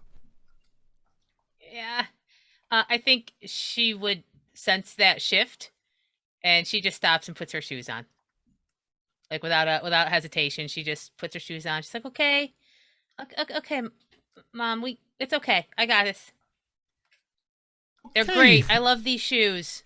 It's just wonderful. I'll get you more. I'll get you more tomorrow. No, I wouldn't want to be selfish, Mommy. One pair of these shoes is perfect, and she'll try to give like a smile. She's been working real hard on a very believable smile. You'd make. I will have make a. Let's make a manipulation and subterfuge, but I'm gonna have you roll with your manipulation, but only one die for subterfuge, because this is not a trained Mindy. Yeah, she doesn't have her specialty yet. Okay, that's okay.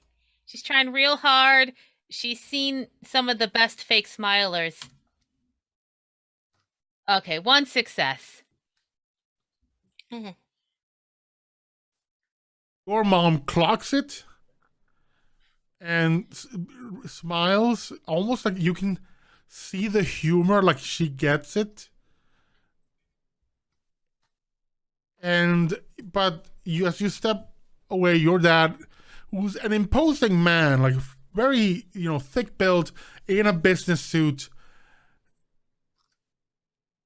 for your frame of reference and your body frame, he is monstrously large. And you always get that feeling like he's looming and staring down at you. Well, it's time to go. Business partner's waiting. I expect you to be in your best behavior. Always, Daddy. Please show us that the money we spent in that boarding school has been worth something. Yes, sir. Let's go then. And he turns on his heel and walks. Your mom gives you a quick, like she presses your shoulder a bit, doesn't say a word, and walks.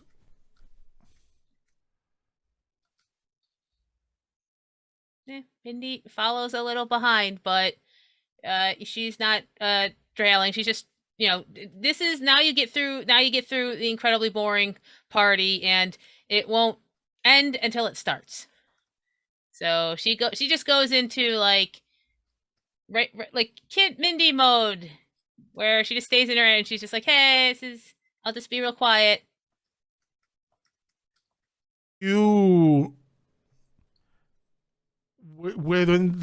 When you walk, the scene fades, and you find yourself in the bronze section. Among all the people in the warehouse that have been bronzed. Literally, they've been turned into bronze statues. Yeah, they got caught. She literally says, "That's what happens when you get caught." You notice that your raven is standing on a rail in front of you. He's popped out from the tattoo. Yeah. Is that you talking, Vincent? Like, I don't understand why we had to no, do this whole thing. Not me. That was the warehouse. Why does the warehouse think we're friends? I don't know. I just know I got a message from you from the boss. Oh, okay, yeah. Yeah, she's still a little out of it, still thinking. She's a little, subdued for Mindy. What is it? What is going through Mindy's head regarding that memory? She's thinking a lot about what her mom's face was. And is starting to think a little bit about Uncle L. And she's pretty sure she knows what was happening, and I was a little frustrated because, it's starting to make a lot of sense. Maybe her relationship with her dad, and she's a little upset and angry about it. But also, she's that was a tough situation to be in. Maybe a conversation for dad for another time. Yeah, she might ask why did you leave me in that situation? She's got, but you know what? She's brushing it off because she's a professional and she does not need to have a breakdown in the warehouse. Because then the warehouse will see it, and she will have to burn it down. Vincent goes, well, I got a message from the boss. It says, you're heading into some shifty, dangerous stuff. And, you know, boss knows you can take care of here. You can take care of Mindy. We just need to make sure we take care of Mindy. So he kind of asked me to well, he figured, I don't know the exact deal. I don't get the details, you know. Basically, open up the panel there for the bronzer. Okay.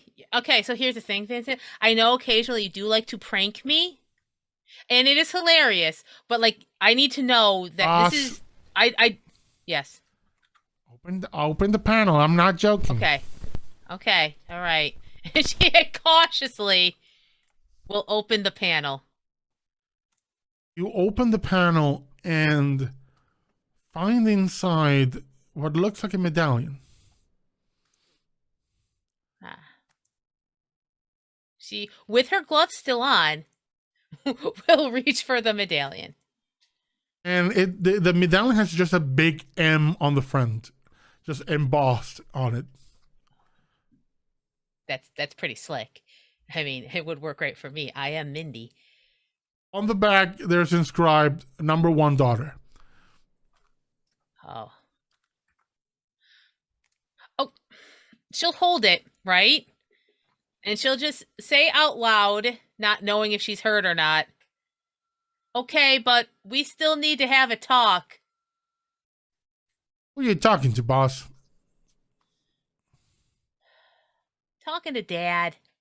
And she'll, like, show the amulet. I think he's feeling guilty, which is weird for him. And I'm feeling kind of angry, which is weird for me. And I don't like any of this. I mean, you're all people. You're all weird to me. I mean, you really put it in perspective, Vincent. I appreciate your bird logic. You have a new relic. It's called the Mindy Medallion. The Mindy Medallion. Mindy. The Mindy Medallion gives you 1 extra die on defense rolls, and once per session, you can negate the damage of an attack. And you basically negate damage. If you fall from a big height, you get, run over by Hannah's car, or oh, excellent! I have a First of all, you can negate. Hannah would not run over anybody. Once per session, you can negate 1 source of damage. It's the power of nope. I love it. You can nope out of 1 source of damage. Excellent. This is most excellent. If anything, you're in more danger if you're out of Hannah's car than you are if you're in Hannah's car. Well, that's just terrifying. That's a terrifying thought. But true. It's Good true. point. I hadn't thought of it that way. I think Mao would probably just turn into a cat if there's like a crash or something. Be like, fuck this, I'm out. Yeah. Gonna run away. Mao sees the wall incoming, just rolls down the window, transforms, says, "Peace, I'm out." I can't wait till the day when they just turn into a cat in front of everybody and Mindy just goes, "I knew it!" Oh, we had conversations. I want some payback for that cream. As you all return from your different experiences, what are you all feeling? Because I know what Mindy is having Mindy moments. What about the rest of you? Hannah is feeling a little bit higher spirits. I mean, they're not like sad when they went in, but they're feeling a little bit invincible. Just thinking about that, and feels like I survived a lot when I was younger. I can survive a lot of things. I'm pretty much unstoppable, I think, is what they're thinking right Cool now as thing to they're take walking away. Away from that. What about Mao? Mao is grateful they can go back into cat form again, but also wondering if that thing is out there still. They don't know where it went. As far as they're concerned, it just disappeared.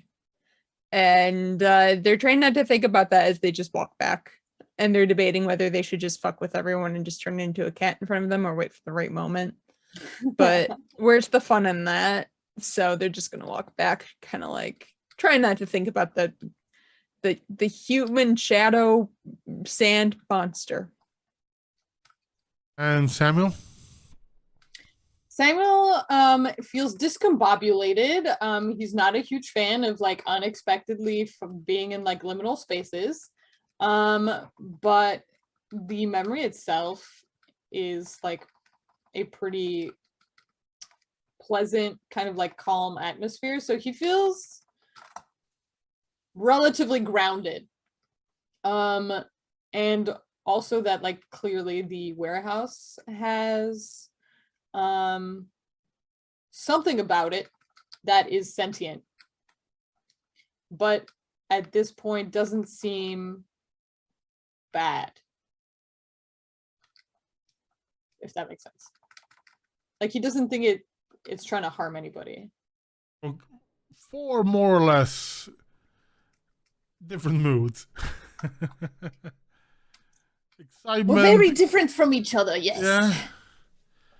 With that, you all return up to the office, and Artie's like, okay, freebie day is done then.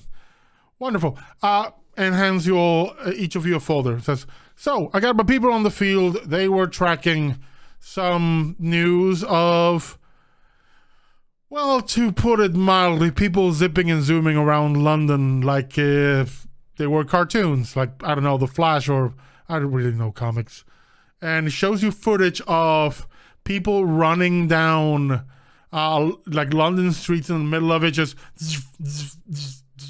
and first you just see lines, and then you see like a stop, like photos of CCTV, and it's literally a guy running like to the grin down a street.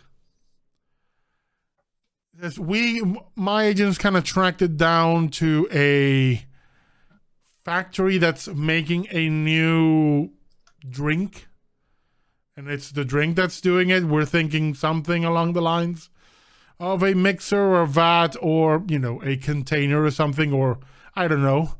They did mention there were some really old school like cauldron looking things in there, but my agents are not really equipped to deal with this level of, you'll excuse my language, bullshit.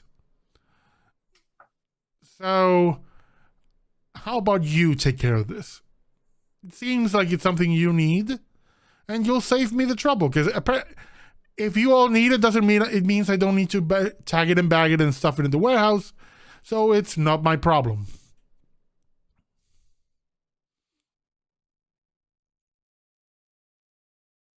Of course, Artie. I live to And make Mindy your gets life a raise. easier. Oh, they don't pay me. Oh, well, fuck that. Why are you? But We do pay her. It needs to be offset by the amount of stolen artwork we discovered in her possession that needs, well, paying for. yeah, so I don't get paid. I will never get paid. I was very good at what I did, so okay, Artie, we can do this for you. Save you some paperwork. Get out of this warehouse right now, which is all I want to do. It's all I wanted to do, but now I really, really, really want to. Good to see you too. And a smile. You both share that completely insincere smile. Yeah. Okay, now get out. Finally. And Mindy, without even looking, just like turns around and heads for the exit. You're muted, Hannah. Hannah goes, thanks for the cool stuff, and then just follows Mindy. Yes, this place has done me a favor, and therefore I shall return it. Sure. Yeah. I'm gonna go. Yeah. I was like, "Meow." Yeah, you should. Everybody else wanted out and just like hats off after. As you all, even not trying even to be subtle, just, I hate demigods. Wow. That's rude. Wow. We were like super polite and shit. Wow. Yeah. Well, I was anyway. I was Yeah. polite too. Like, Sort like of, 1 in out my of own 4 way. was somewhat respectful. I'm just Out gonna of like 4, Mindy God's was like- telling people not to touch things. It was amazing. Scion was shocked into silence. As you come out, you of course see the dynamic duo staring at this. Though they're staring at the warehouse, though Samuel immediately clocked, they're staring at the pile of manure with a lot more interest. But the person you all noticed that you hadn't seen, you'd seen her around the house, but now she's standing there, like hands on her hips. Sorry, I forgot the word.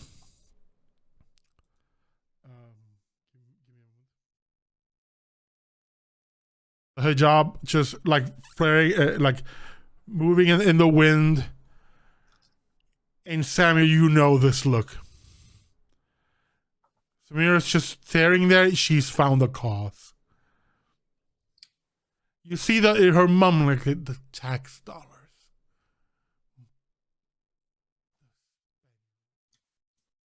Well, better than not, I guess. Like her eyes are red. Like she's seen fire. She's found the cause. Something about this warehouse, the size, the spectacle of it, offends her on a deep level. Oh boy. We need to shut this place down. If you insist, why? Look at the size of this thing. It must cost a fucking fortune. And of course, people are going to be paying for it because that's how it usually works. It seems to be doing something useful. What? Keeping things in. He looks at Mindy.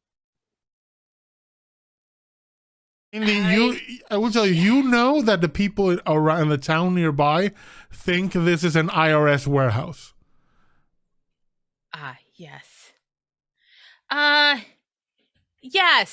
Yes, it's full of important paperwork that it must be protected. For if there's nothing I respect more in this world, it's paperwork and order. I won't even make any of you roll. even though you're kind of the same, let's call it divines here, with you and all your different bonuses and lying detection and super lying kind of cancel each other out. Don't need to roll. The level of dishonesty in this sentence is palpable. Not our best work.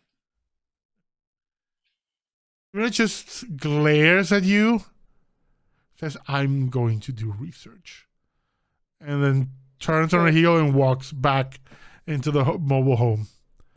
The two kids look at you and just don't even try to fight it. They just slump and go back into the house as well. You now have a place to go, among other places to go, whichever you choose now to tackle first. With a gift from a weird place and memories to explore, perhaps. But we'll find out where you go next and what you find next time. Yeah. For tonight, I'm going to give everyone 5 experience. Ooh. Did we get the same amount last week? Last week you got 10. Oh, okay. I have to mark down my experience because I did not put that down. I did not either. Experience. 15 Where is it on the experience character together. sheet? Is there not a? There's not a place. There is not. I think that's why I forgot. All right, I'm just gonna put it in Chronicles. Experience. There is So we're 16 nothing. right now. 15. There we go. Yeah. So with that, we end our session. Yay.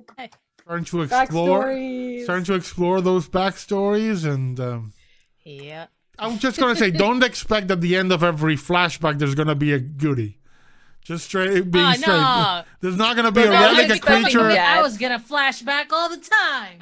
I've become accustomed to it. Forces so- flashbacks. We're gonna start doing like MMO set pieces. After this flashback is the helmet. Next flashback is the armor. I gotta get the whole set, the whole Mindy set. Yeah, you did get just the Mindy medallion. The medallion. Right, We and want to it- get the Mindy and it- yeah. earrings, the Right, Mindy exactly. It sunglasses. goes with nothing right now. And I the need an entire new sunglasses. outfit. I mean, I think Mindy, Yes. Mindy would get like the Flavor Flav Mindy giant clock. What? You know, I mean, it wouldn't hurt That's to know too what time it was. tacky. I know it's incredibly tacky, but I would give it to Mindy. But somehow Mindy makes it work. Yeah. Yeah. She just wears it at home. When the doorbell rings, she's like, okay, hello.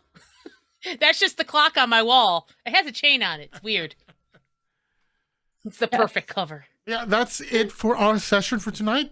We'll be back in 2 weeks with our next episode, and we continue this story arc, which is soon taking us to London and the Philippines for some fun stuff. I have things planned. I just wanted to use this episode to reintroduce the warehouse to my delightful demigods. Nice. Because this is a place you may return in the future if you want to continue looting it. Artie won't like it. Artie won't like it, but there's not that much he can do to stop you. This was freebie day. It is not looting. It was giving itself I will. to us. I will go every gift time that there's keeps on freebie giving. day.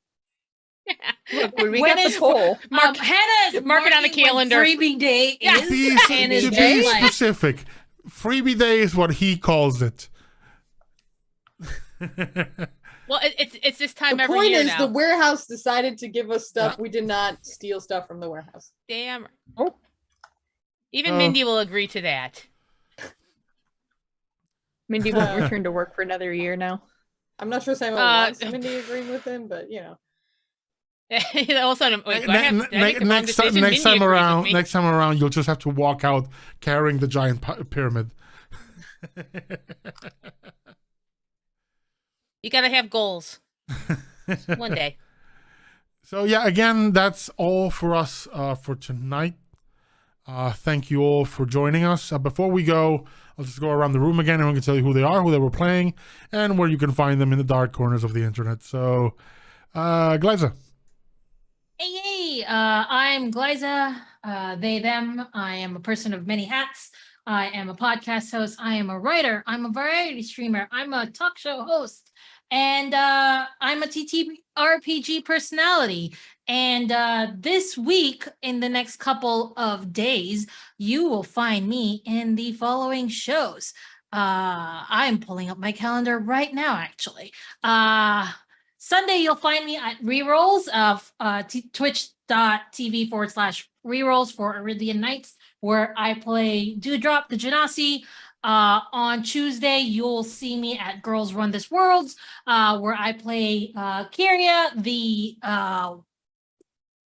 wild child that has returned in Regency Remixed. It's a Good Society game.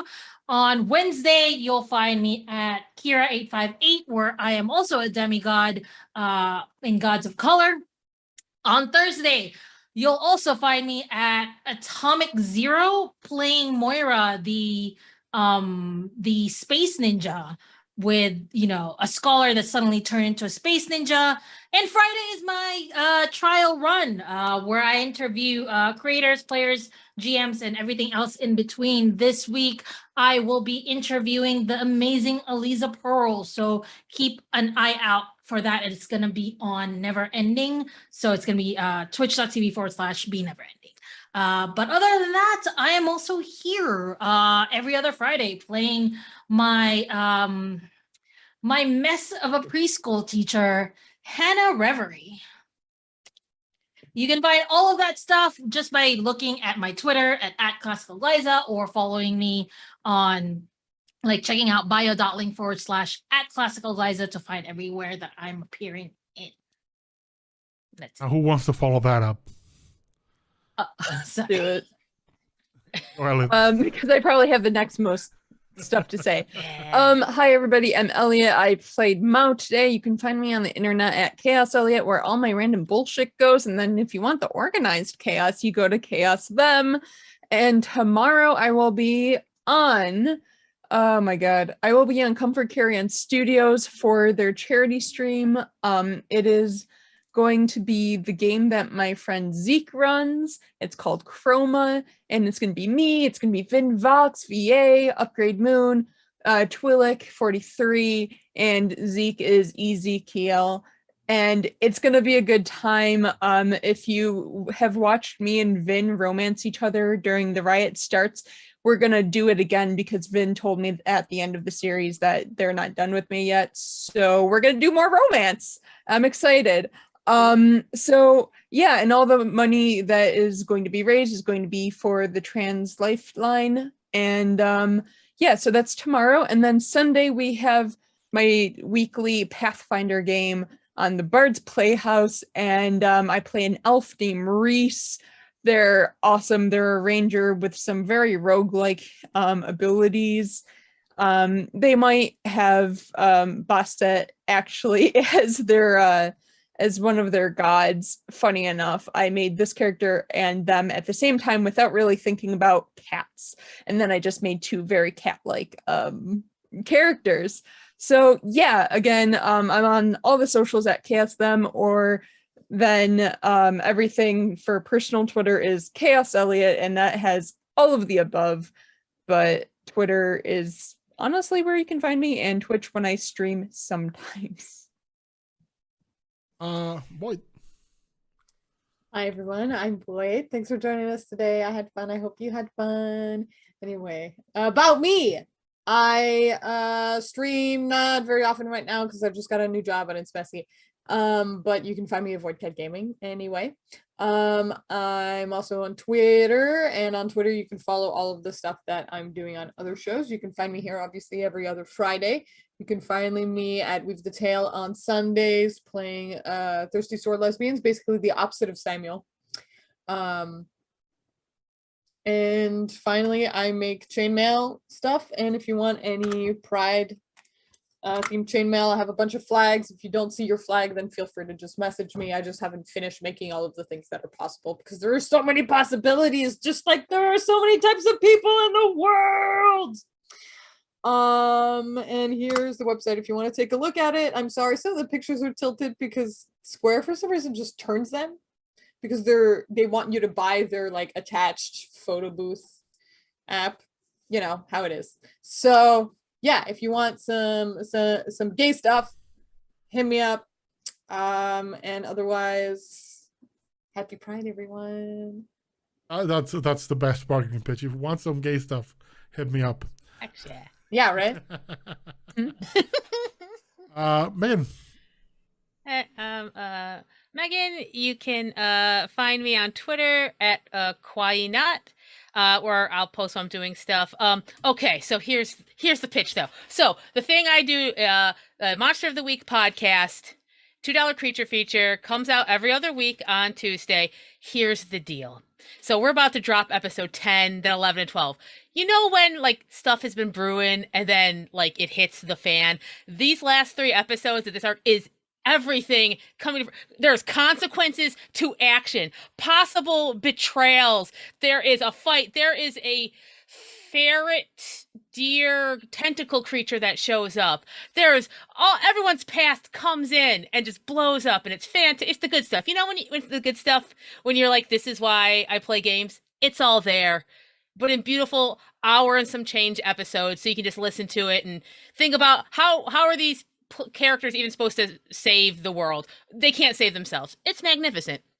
And the same group of folks, we actually did a mass one shot. Well, it's 2-shot. It was going to be a 1-shot. Now it's a 2-shot. If you go to the YouTube channel So Much Games, we have it there where we play some teenage superheroes. And the second episode should drop soon. I'll post it. And we're still in Equipped to Save the World, but in different ways with these characters. Awesome.